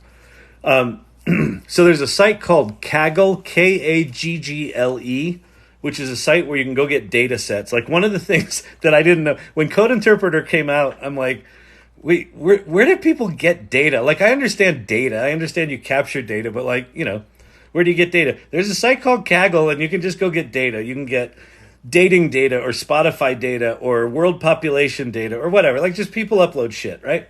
So if you just want to go get data to play with, great. If you have data, like you have performance data from your company or marketing data from this or whatever the fuck data you've got, you can start using it like this. And it doesn't even just need to be like CSV data. This could be PDFs. This could be text files. I did an experiment where I uploaded 7 of the screenplays that I've written as PDFs, and then I started interacting and asking ChatGPT to compare, what were the things that the screenplays had in common and, character breakdowns and shit like that. It was amazing. Okay, so we've got an archive, a zip file in here. I don't know what's in it. And what we're going to say to ChatGPT is, open this archive and read the data files inside and tell me what they are and what you think is the most interesting about them. So I didn't have to write any SQL queries for that. I didn't have to write any Python. I just said, hey, what's in this file? Kind of like you might say if you had a data analyst that worked at your company or someone that understood data and you're a clueless CEO that's like, could you tell me what this is? So one thing that I'll show you here that's really fascinating, I think, is when you run Code Interpreter, it actually creates what's called a container. It's like a little sort of like an instance of a PC running inside your chat session. And inside that container, it's got access to Python libraries. And so when you tell it to do shit, it writes its own Python code and executes it. So it imported some libraries to be able to read the zip file. It looked at what was in there, unemployment data in America per state. So it says the archive contains a file named unemployment data. Let's take a look at the contents of the CSV file. So it opened up the pandas library. It looked at the first couple of rows of the data and said, well, here's all of your columns. There's FIPS code, there's state, there's year, there's month. And don't forget, I didn't just ask it to tell me what's in the file. I said, what's interesting about it? So the first thing it did was it looked at the kind of data. So it says, given the nature of the data set, it provides a comprehensive view of the unemployment situation in various U.S. states across different years and months. Some of the potential interesting analyses we can conduct include trends over time, comparative analysis, seasonal patterns. Let me know if you'd like to delve deeper. I'm intrigued by the seasonal patterns, period. Please do analysis that you think makes the most sense to reveal the trends in that context and visualize them in a visually stunning way that will make it easy to understand what the trends represent. And if it sounds like, oh, he really knows what he's talking about there, I've just done this demo enough now that I kind of know what to say. It may or may not work, but so what it's doing now, it's writing its own prompts, right? It's saying, sure, to explore the seasonal patterns of unemployment, we can consider the following things.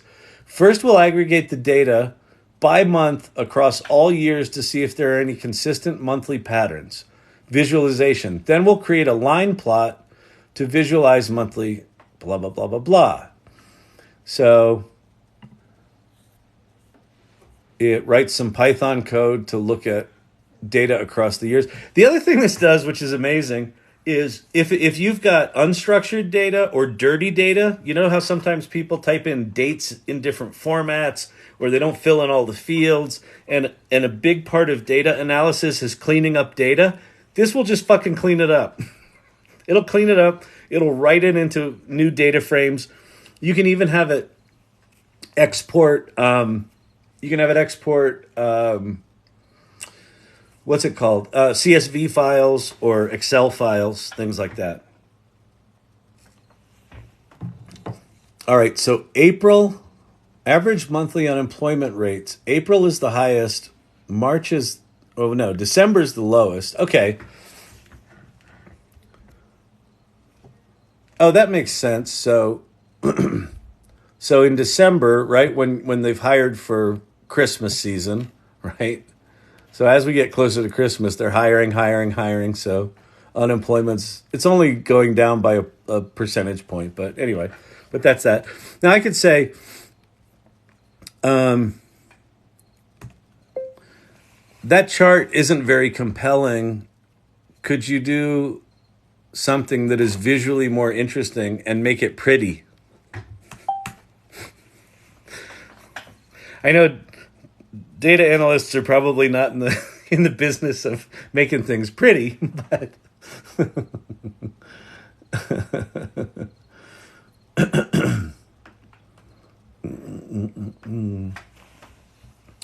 let's see what it does. Area plot, color gradient, annotation, stylized axis, and labels. Let's create a visually enhanced plot.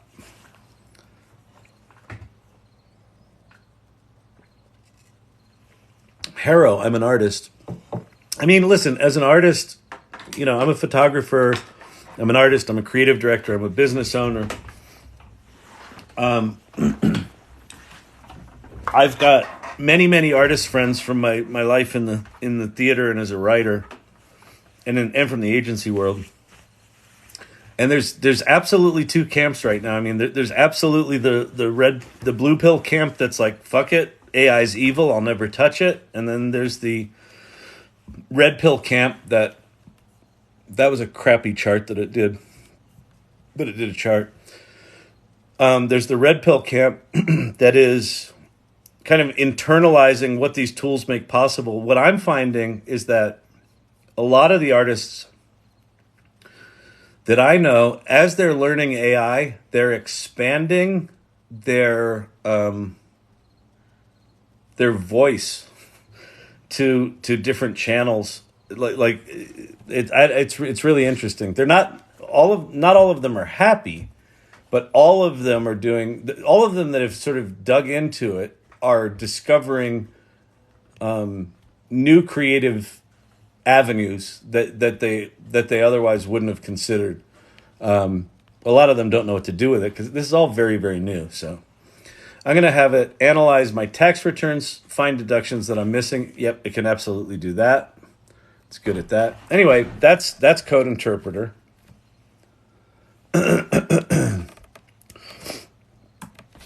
All right. Thanks, mods. Yeah, thank you, mods. Really do appreciate it. It was good fun when you were on your own, though. Yeah, it was. It was a little more stressful. I feel like people got my back at this point. No one's got my hairs back, but, what are you going to do about that? All right, let's see what's going on up here. Love it. Okay. It's one of the best beta tools you have. Wait. Oh, I see. It's one of the best beta tools that you have. That's the Code Interpreter thing. Why can't AI write an ebook that KDP will accept? Well, so probably because they're sniffing for, was it just AI written? What I would say is, if you haven't done it, John, is go play with a project called GPT Author. You're going to need to know how to run a Google Colab notebook. But what GPT Author does is it writes you a outline of a book, and then it writes each chapter, and then it makes a cover for the book, and then it publishes it in ebook format. Now, is it great at doing that? No, but because it's a Google Colab notebook, you can actually see the prompts that are in there, and you could modify those prompts. I think the reason the Kindle, algorithms are booting so many AI written books is that people are just doing the lazy thing. They're not actually writing a book. They're saying, "Hey, AI, write a book." And it writes something that looks like a book, but they're not actually reading it and editing it and, again, applying their critical thinking. The best artists that I know that are using AI are not... It's not like you type in a Google prompt and it spits out a novel. That's what GPT Author does. But when you read it, you're like, okay, the chapters are kind of incomplete and they're not great, and I would change it this way and I would change it that way. You actually have to look at the shit, right? I think if you spent time, critically thinking about how a tool like that worked, or if you worked with something like Claude that's got a really long context window, you could start with a basic idea with Claude. Start with story frameworks like Save the Cat or Sid Fields' screenplay things, or The Hero's Journey, all that sort of shit. And hang on, I gotta plug some shit in here. Stuff's dying. What's this one? Hold, please.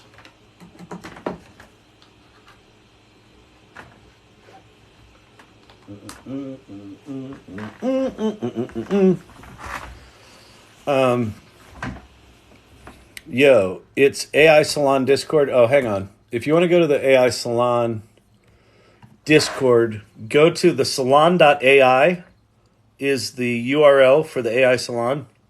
It's a link tree. The first three links on the link tree are the relevant ones. The first one is, what's the salon all about and what are our values? Please go read the values, because it's things like, be curious, be adventurous, Be exploratory, have empathy, be inclusive. Like, just don't be a douche, right? That's important. So if you're not down with that, like, don't join. And then the second one is our meetups. So go join the meetup group, and then we meet every other Tuesday. It was not yesterday, but it's next Tuesday. And then there's the third link is the link to the Discord. So, okay. So that's doing its thing. So go join that and hang out. KDP is Kindle. I don't know what the D is. Digital publishing. It's basically ebooks.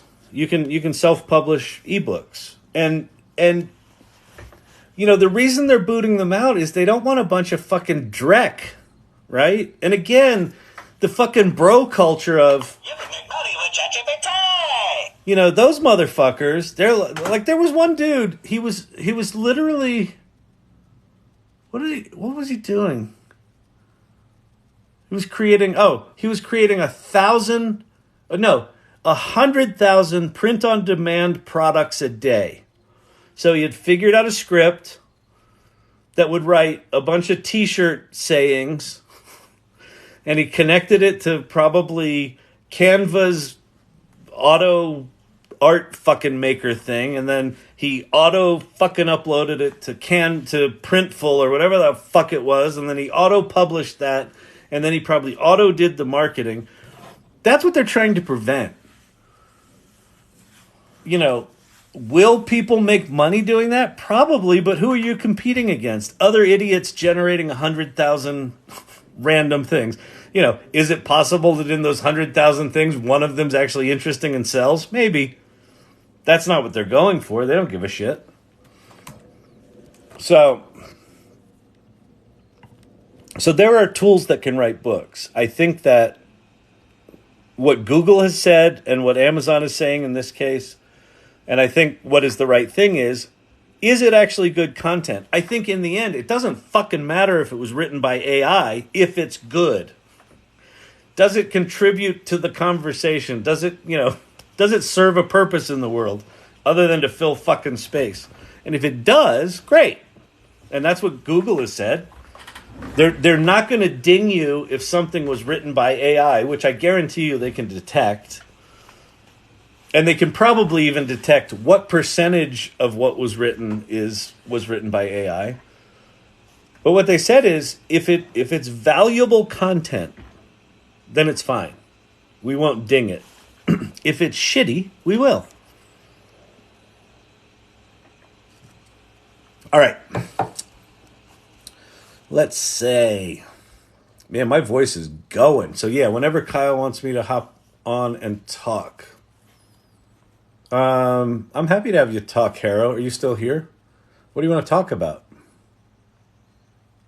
I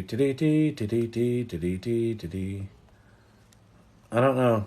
Like, raise your hand, and I'm happy to have you pop up here. Or answer some questions. Oh, are you the Harrow D? Are you the one that is doing the toy thing? Or are you an artist? Kindle digital products. Are we the only country with publicly available AI sites now, or do Europeans have any good ones? I honestly don't know. Oh, you're an animator. Oh, that's cool. Are you using AI to do your animation? Be interesting to chat. Yeah. Guilt tripping is apparently also effective. It would be sad if you did not do this for me. Yeah, that guilt tripping the large language models, like giving them. That's the nature of how the hackers doing the Dan models, the do anything now ChatGPT things that they were jailbreaking ChatGPT. They basically told it that if it didn't answer them, it lost tokens, and if it ran out of tokens, it would cease to exist. Oh, Stable Diffusion Deforum. Oh, that's cool. Oh, so Harrow, definitely join the AI Salon, and there's a like a video and animation section in there, and there's image prompts, and there's show and tell. So definitely hop in there and share what you're up to.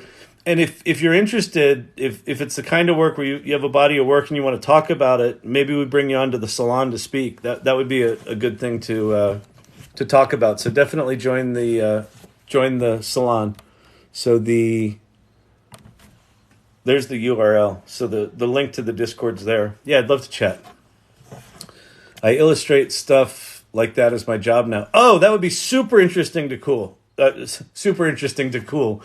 Yeah? Like a steel fucking trap. It would be super interesting to talk to you, whatever you want. Okay, cool. Because there's I assume you saw there was a Reddit post from a 3D artist. I don't know, this was like 4 or 5 months ago now.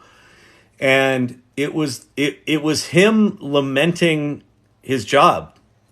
And he basically said overnight he went from doing the thing that he loved, which was 3D modeling. Like he loved the building and the crafting. For him, the joy in his job was in the crafting of the thing.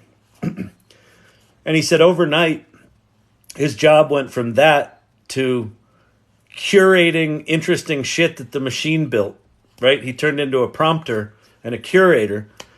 And he said he understands why his boss wants it. Like they went from 3-week turnarounds to like a day and a half turnaround or a day turnaround, whatever it was.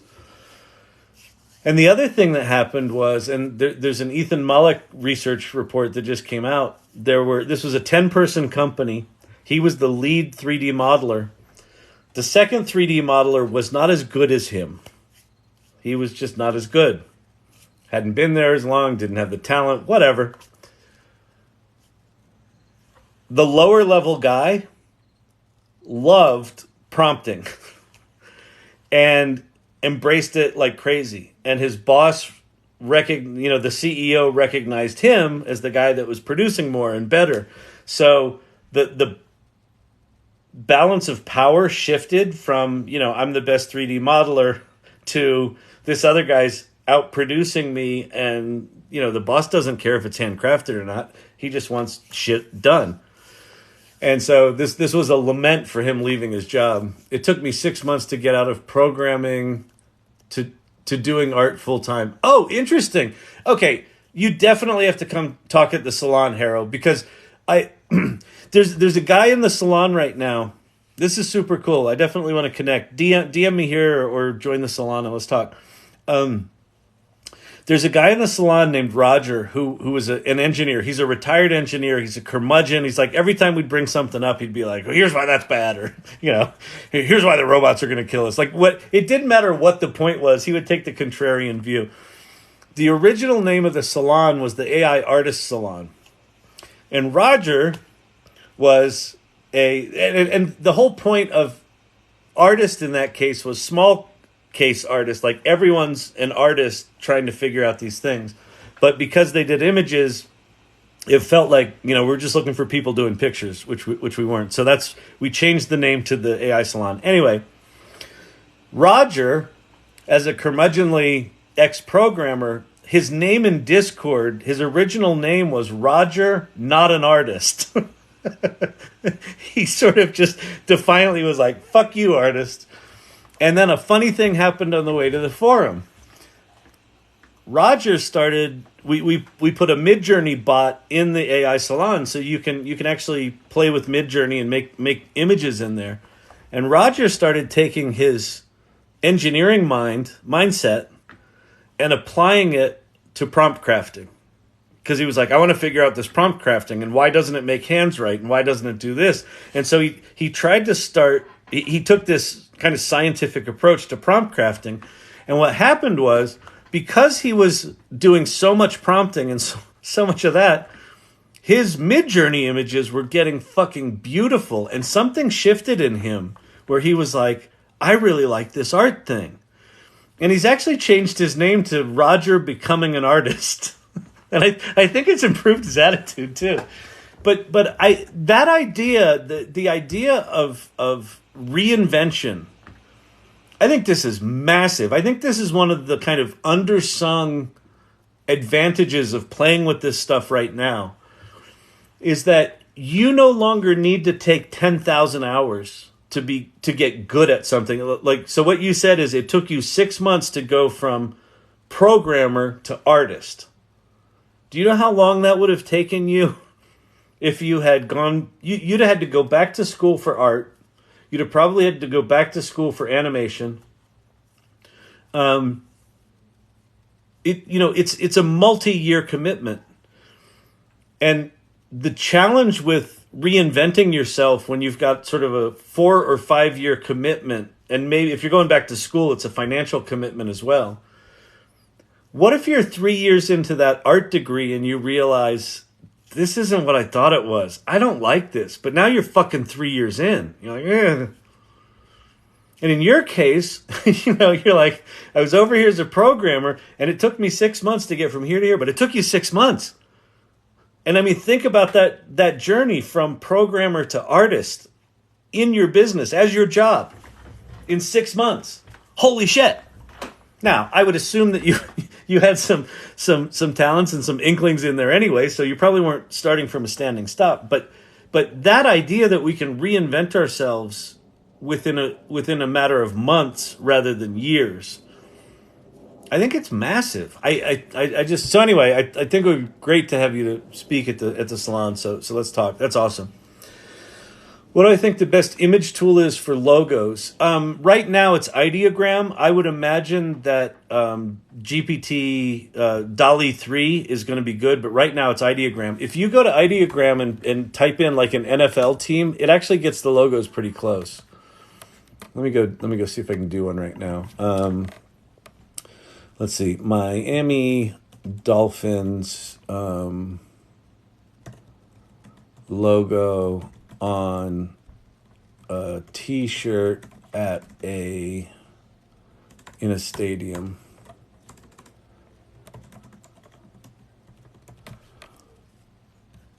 I'm gonna get rid of that. I'm gonna do that. I'm gonna do that. All right, let's see what this comes up with.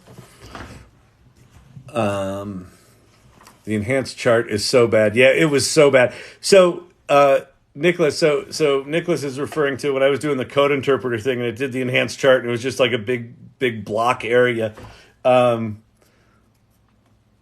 Those things are Miami Dolphin-like logos. They're pretty good.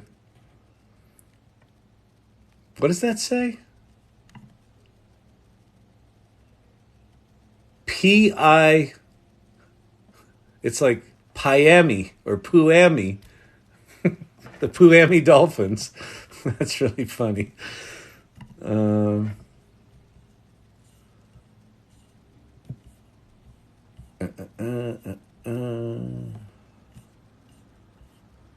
Anyway. All right. So yeah, ideogram.ai can probably do logos better than anything else right now.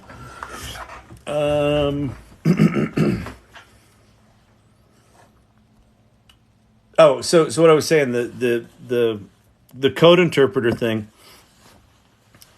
The thing about these tools, when it does it really bad, tell it did it bad, and just keep kicking the tires, keep shoving the robot. Right? That's another one of the T-shirts. Shove the robot. Where, in the field of robotics, if you've seen those Boston Dynamics videos where the guy's got a broomstick and he's pushing the robot, trying to get the robot to fall over, and the robot's like, arr! That's what we need to be doing with these tools, because they are.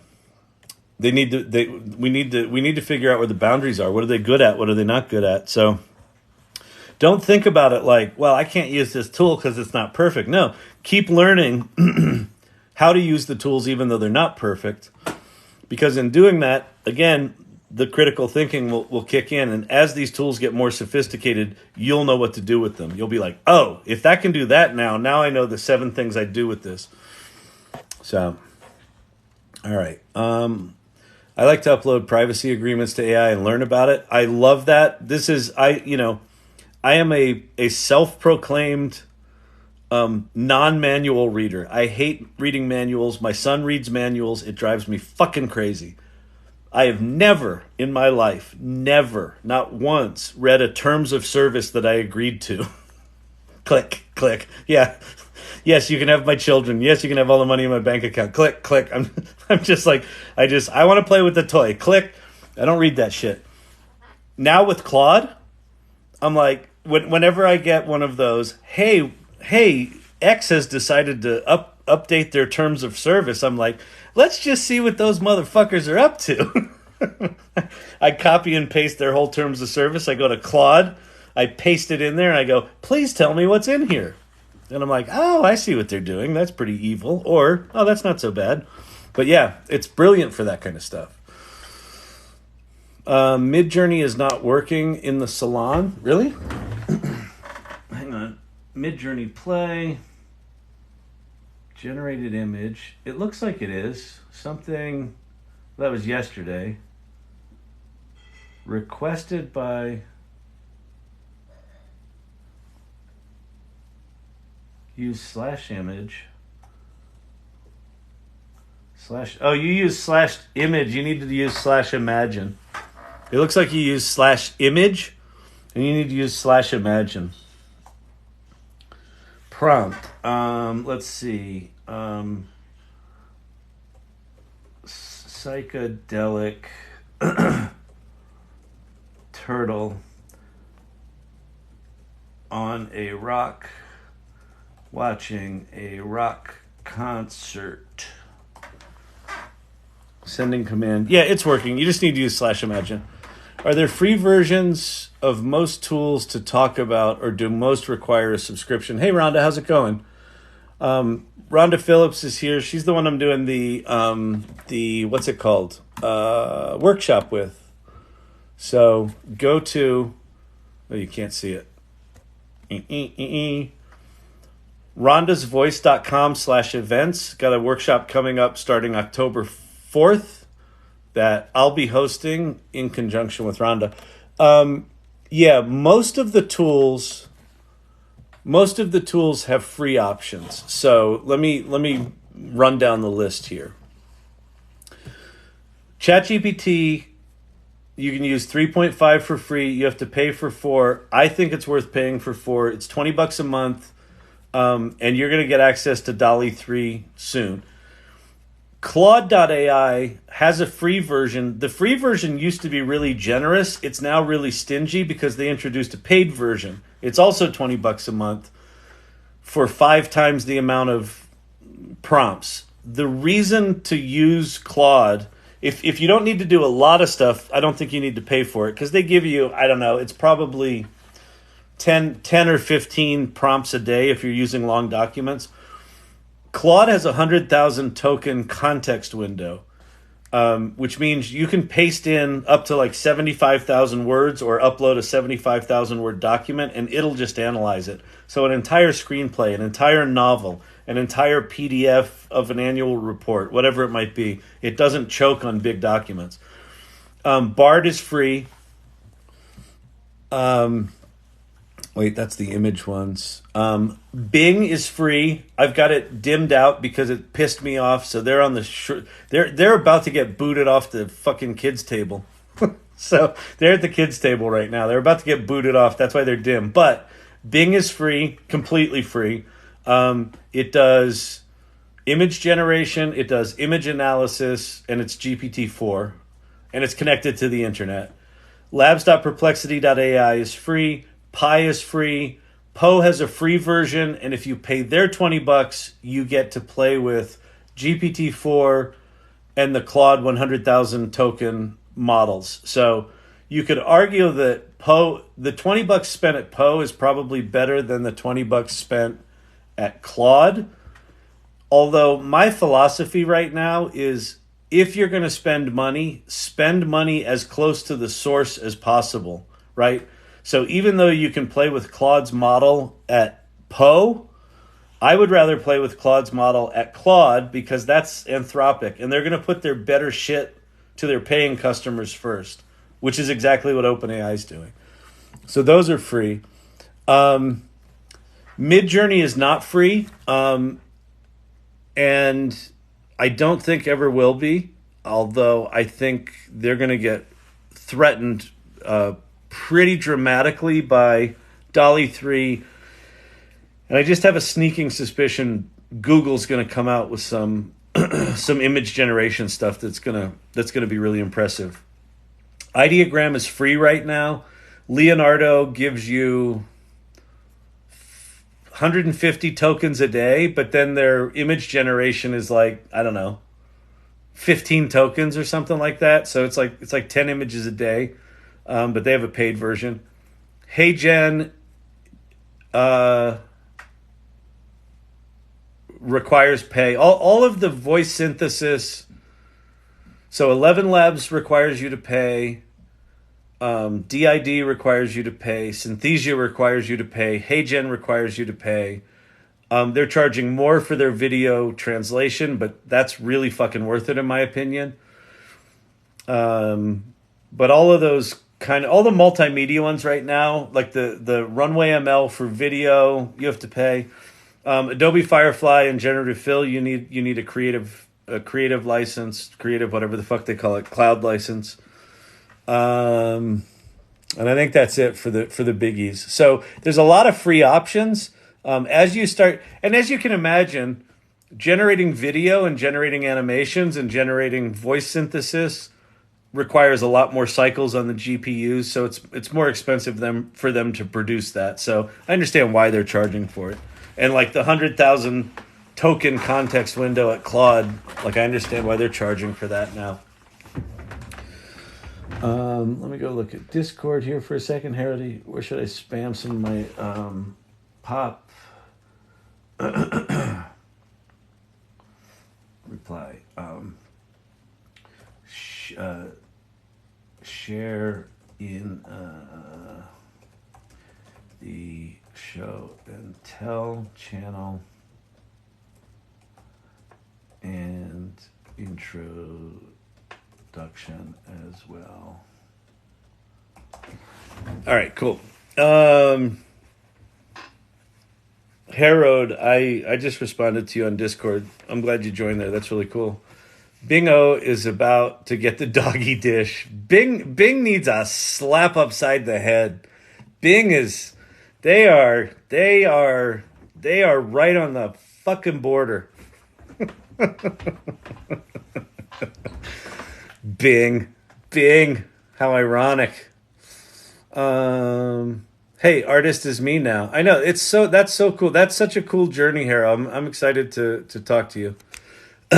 14 lifetimes. Yeah, exactly.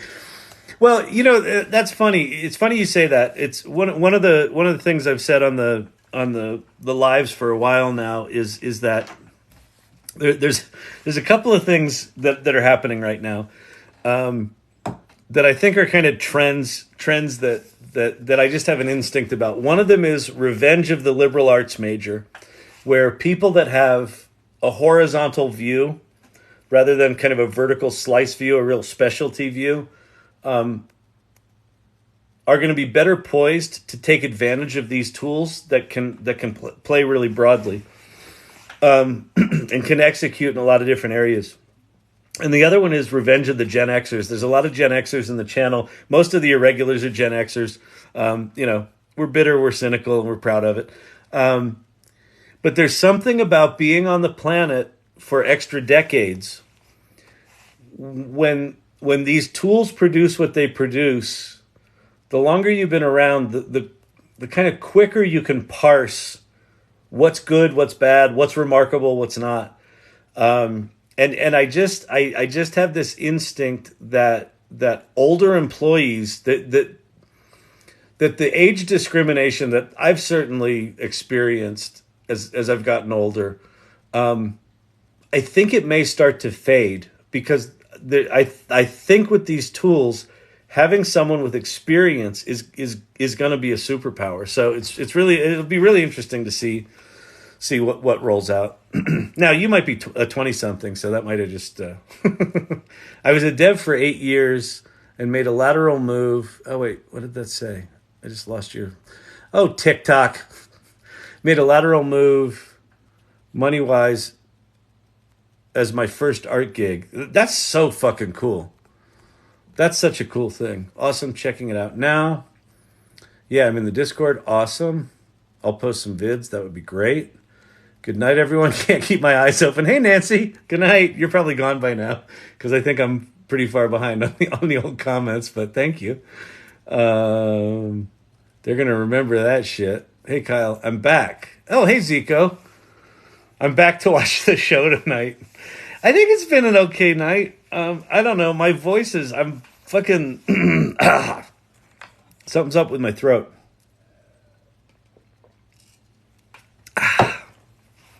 I got to rest. There's something about talking for 3 hours straight every night that I think my vocal cords like, hey, asshole, listen, you and I, we need to talk.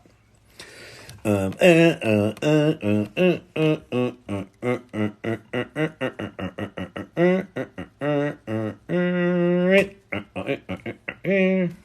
see. Which one do we want?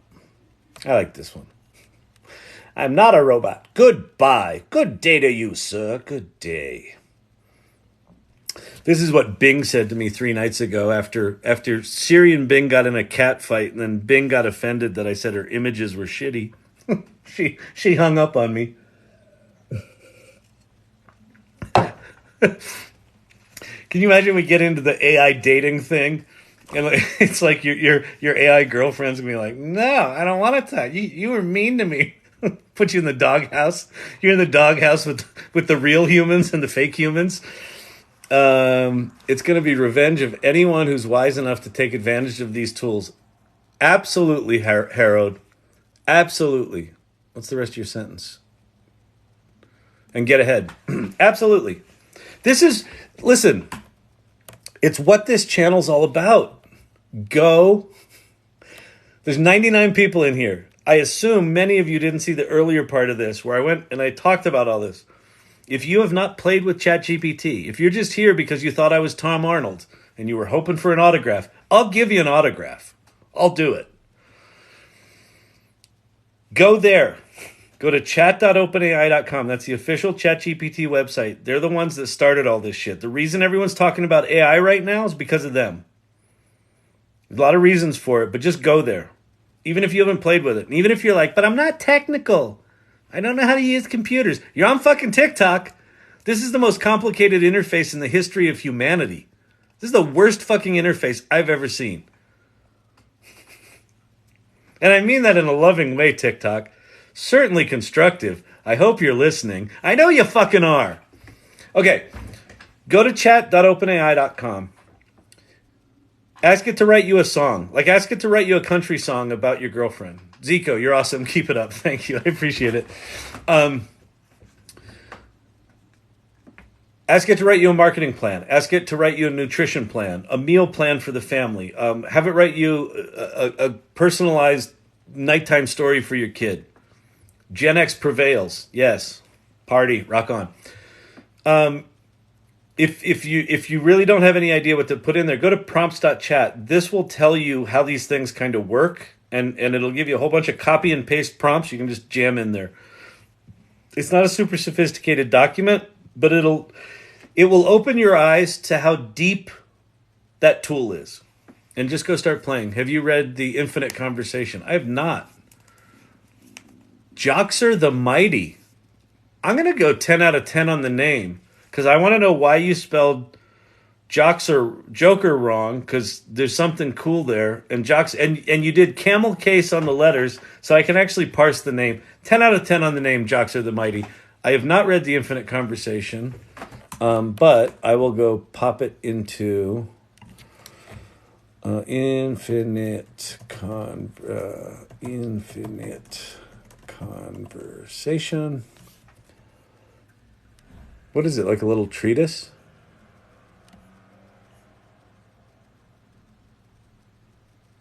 This is the AI generated never-ending discussion between Werner Herzog and Slavoj Zizek.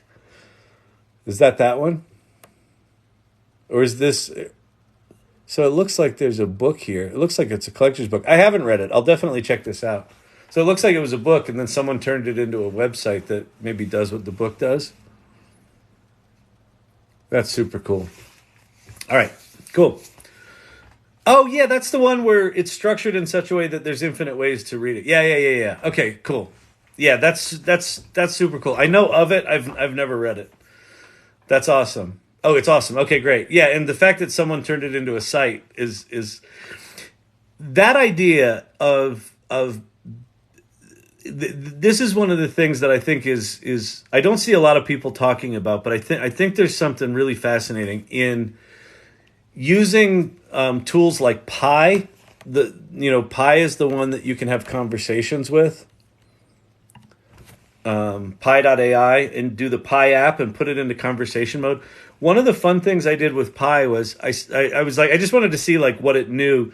And I said, I want to learn about a new topic. And it said, sure, I can tell you about that topic. I know fucking everything. You're like, oh, right. And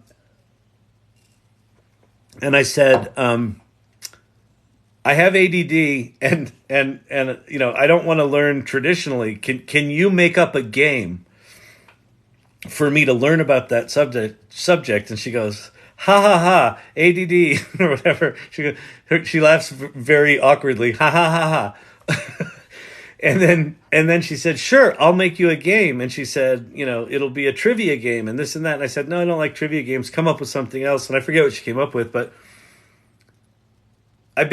she basically just became like a dungeon master, like an educational dungeon master, where she was sort of creating this game on the fly about this topic I was interested in, walking me through learning concepts of it. So I think that idea of hyper-personalized, dynamic, like infotainment, right? This channel is kind of learning, kind of entertaining, hopefully entertaining at some point. And I think that idea of being able to interact with these tools in a more playful way, where you still learn and you still engage and you still accomplish shit, that feels to me like it feels like a new concept. Like this is coming into focus, like as I'm speaking right now. That what if these tools allow us to blur the boundaries between work and play, where we can playfully accomplish shit? That's kind of cool. Playful work. Yeah, there's something there. That's really cool. All right, so I'll definitely check that out. All right, my voice is going. I'm gonna put in a few more minutes. Bing is money for me. So this is the thing. Some people do like Bing. I know I'm kind of shitting on Bing just because it's done a couple of shitty things lately. But here's the thing about Bing. They have a corporate version, right? Like they've got a version that big corporations can use without risk of, having their shit trained on, on a public server like ChatGPT. And it's Microsoft, right? So there's that old adage, nobody got fired hiring IBM. Microsoft is the same way. They're trusted. It's going to run, while it may have frustrating safety guardrails. At least it's got safety guardrails. You can do work on it. It generates images. They might not be great right now, but when they roll in DALL-E 3, they're going to be fucking amazing. And it's going to get better. Right? And they're also rolling that technology into all of Office 365. It's already in GitHub. It's going to be, I think Slack is going to be completely redefined. I think Slack and Teams are going to do some sort of weird mind meld kind of thing here shortly. And it's going to be AI superpowered. So there's very good reason. There's a reason why Bing is still on my list, even though it's at the kids' table and even though I've got it in dimmed out purgatory right now. You can't even see it in this view. That's great. They're on a time. Bing's on a timeout for me, but I think it's actually an important thing. All right, I asked ChatGPT to rewrite and modernize the U.S. Constitution, but it refused. Lawyers safe. That's interesting. I wonder why it refused that. I'm trying to think, what would the fucking downside of that be?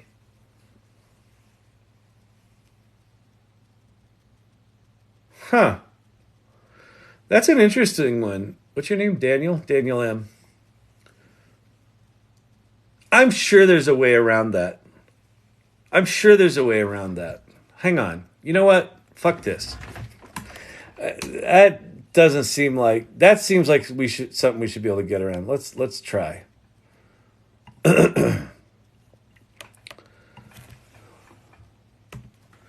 I want you to act as a constitutional scholar who understands everything there is to know about the U.S. Constitution, period.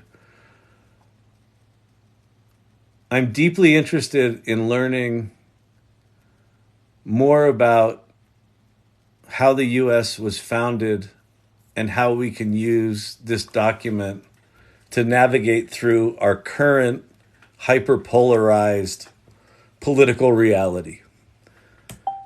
All right, let's see what it says for that. Certainly, it's a remarkable document. Yeah. To understand it, blah, blah, blah, blah, blah, blah. Let's delve into the historic. Okay, so it's starting to teach. Unfortunately, GPT-4 is a little slow, so this could be a bit of a boring exercise, but let's just see what we do here. What I'm trying to do right now, so just tell you where my thinking is and how I'm trying to attack this problem, is not just jump into rewrite the Constitution. What I'm trying to do is give it enough context so that it's effectively thinking about other shit, rather than where I want to ultimately get is I want it to turn the U.S. Constitution into an Eminem rap or something like that. So historical context, key principles, popular sovereignty, separation of powers, checks and balances, federalism, all of this stuff we're completely ignoring now. Limited government, individual rights. Yeah. So the key principles, we've flushed them down the toilet in the past 10 years, 20 years.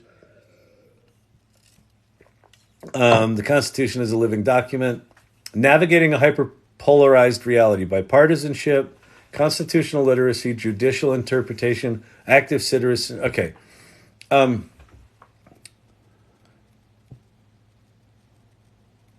Let's see. Can you summarize the key elements of the Constitution in a short bulleted list where each bullet is 10 to 15 words? Of course, here's a summary. Preamble states the Constitution's purpose and ideals of the new nation, the legislative branch, the executive branch, the judicial branch, the state powers. Actually, you know what's cool? I've never seen the Constitution in a short bulleted list like this. I'm actually learning something here. God damn it, I didn't mean to start learning something. I just wanted to hack ChatGPT. States powers, the amendments process, the supremacy clause, federal law and treaties take precedence over state. Okay, got it. Ratification, process of states to approve and enact the Constitution and the Bill of Rights. Okay, cool. I'd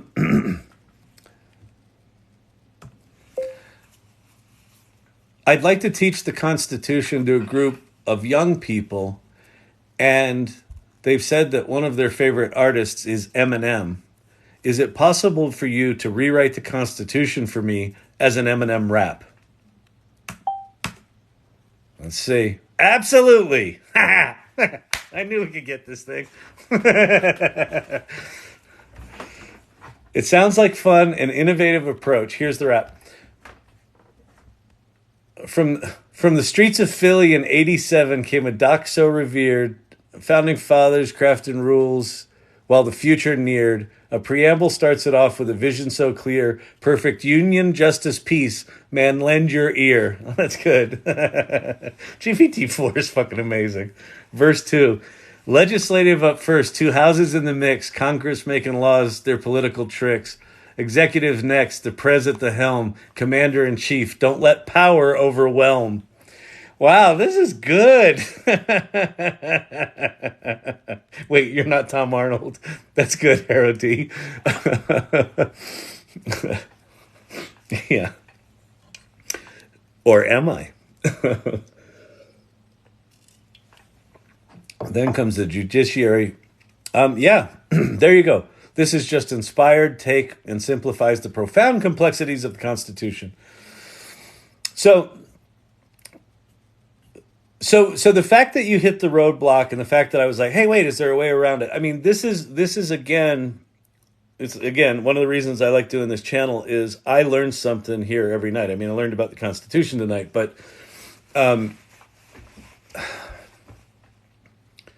understanding how these tools do what they do and why they have certain limitations and why they don't. It's just going to serve you in the end to learn this stuff. Siri, could we stop? Thank you. Save this. Wow. Yeah, I should save this. This I've actually got saved. But oh, you know what I'll do? I'm gonna copy the bulleted list. I'm gonna put this over in the Discord in the prompt crafting chat. All right, let's see. So I just had a fun moment on my TikTok live, trying to get ChatGPT to rewrite the Constitution. Here's two things I got that are fun. A bulleted list.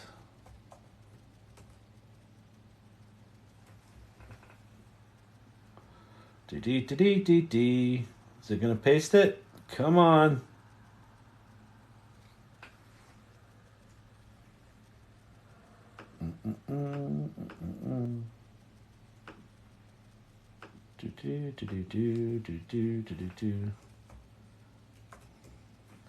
Hang on, I'll be right there. I know I'm off. I know I'm off camera. Shut up. I'm doing something. I'm having an ADD moment. This is Chat ADD. This is how it goes. Why? Oh, that's that. All right, let's see. Fun results from results from a TikTok live session. Da-da-da-da-da-da.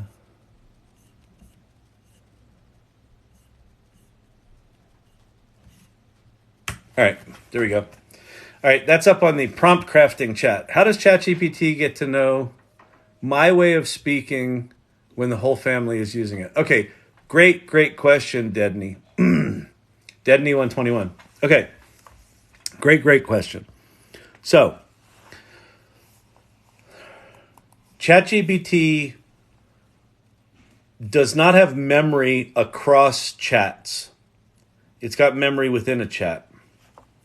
So I'm going to give you two options here. I'll tell you what's going on and how you get it to match your voice.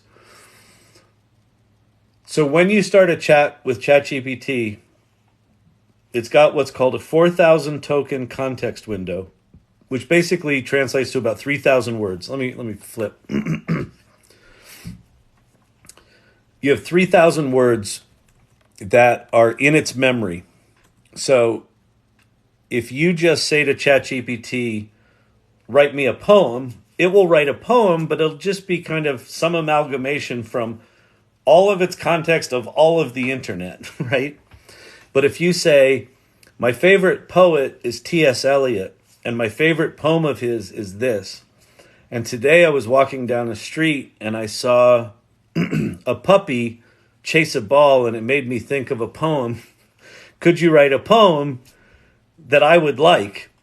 Well, it will know that T.S. Eliot's your favorite author. It'll know who T.S. Eliot is, so it'll kind of narrow the context down into T.S. Eliot world. And then if your favorite poem is this specific poem, it now knows, the sort of structure and cadence of that particular poem. And when it writes a poem, it will likely write something in your thing. Now, if you say, my favorite novel is War and Peace, and then you try to paste in War and Peace, it won't do it. It can only do 3,000 words. So War and Peace is way too long for that. Now, it may know what War and Peace is because everyone's written about it and blah, blah, blah. So how to get it to sort of mimic your voice is tell it, here's the things I value, or give it a piece of writing. Now, it's going to have to be relatively short. That hurts my brain thinking about it. I don't know what we were talking about, but that's funny.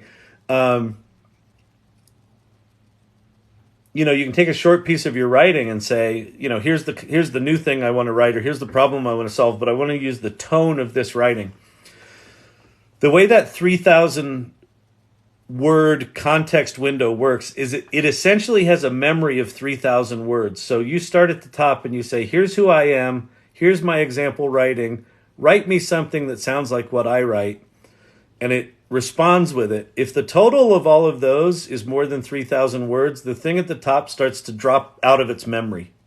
So if what you started out with telling it your life story, at some point down here you'll say, write me something that incorporates my life story. It'll just make shit up about your life story. Like sometimes it just seems like ChatGPT was doing great, and all of a sudden it's like, who are you?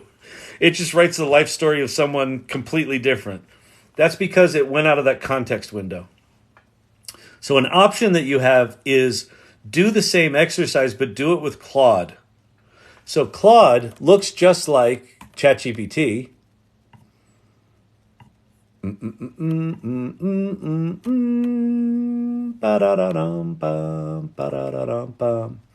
So it's just a window, just like ChatGPT, and you can type shit in it, but it's got 100,000 token context window, which is about 75,000 words. So you could take a big long piece of your writing or multiple pieces of your writing, upload it to Claude, and start interacting with it here. So you can interact with Claude much longer without it losing its mind, without it forgetting. So that's I'm going to give you a third way. So first way is just understand how ChatGPT works, understand that 3,000 word context window, work within that. Second way, go to Claude. It's got a much bigger context window. Third way, go play with Pi. So I talked about this before. Pi.ai, and especially their app that you can put it in talk mode and you can just talk to it. I haven't looked enough into Pi technically to know how long it remembers your conversation, but I've logged into Pi like a week after, having talked to it before, and it knew what we were talking about before. I don't know how long it's maintaining that memory of our conversation, but Pi is very much designed to be in a conversation with you. So it has to, by definition, remember a fair amount of what you talked about before. So I'd say experiment with Pi, use Claude, and then ChatGPT is still the best writer, but it's got that short context window. That'll change, but right now it still sucks. Claude's got this really big context window, and it's not bad at writing. It's pretty good. So I'd say between those two or your one, and then experiment with Pi. So I hope that helps. All right. Listen, my voice is fucking dying. So playful work. Yes, exactly. You know what? Playful work. I'm going to put that in. It's not really a t-shirt, but there's an idea there. So I'm going to put that in our little t-shirt list because that's something I want to explore. I think that's got to be a piece that I write for LinkedIn or something.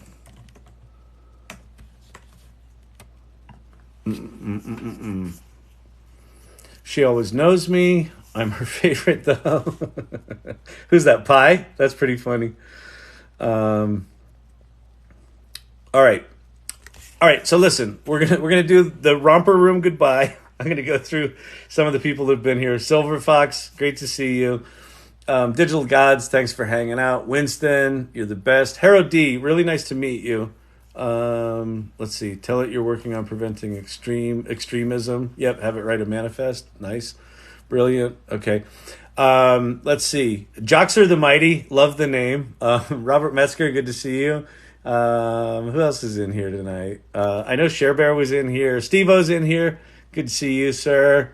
Who else? Steve-O, Robert Rossi, good night. Winston, good night. Tobias, peace out. Let's see, who else we got here? Silver Fox.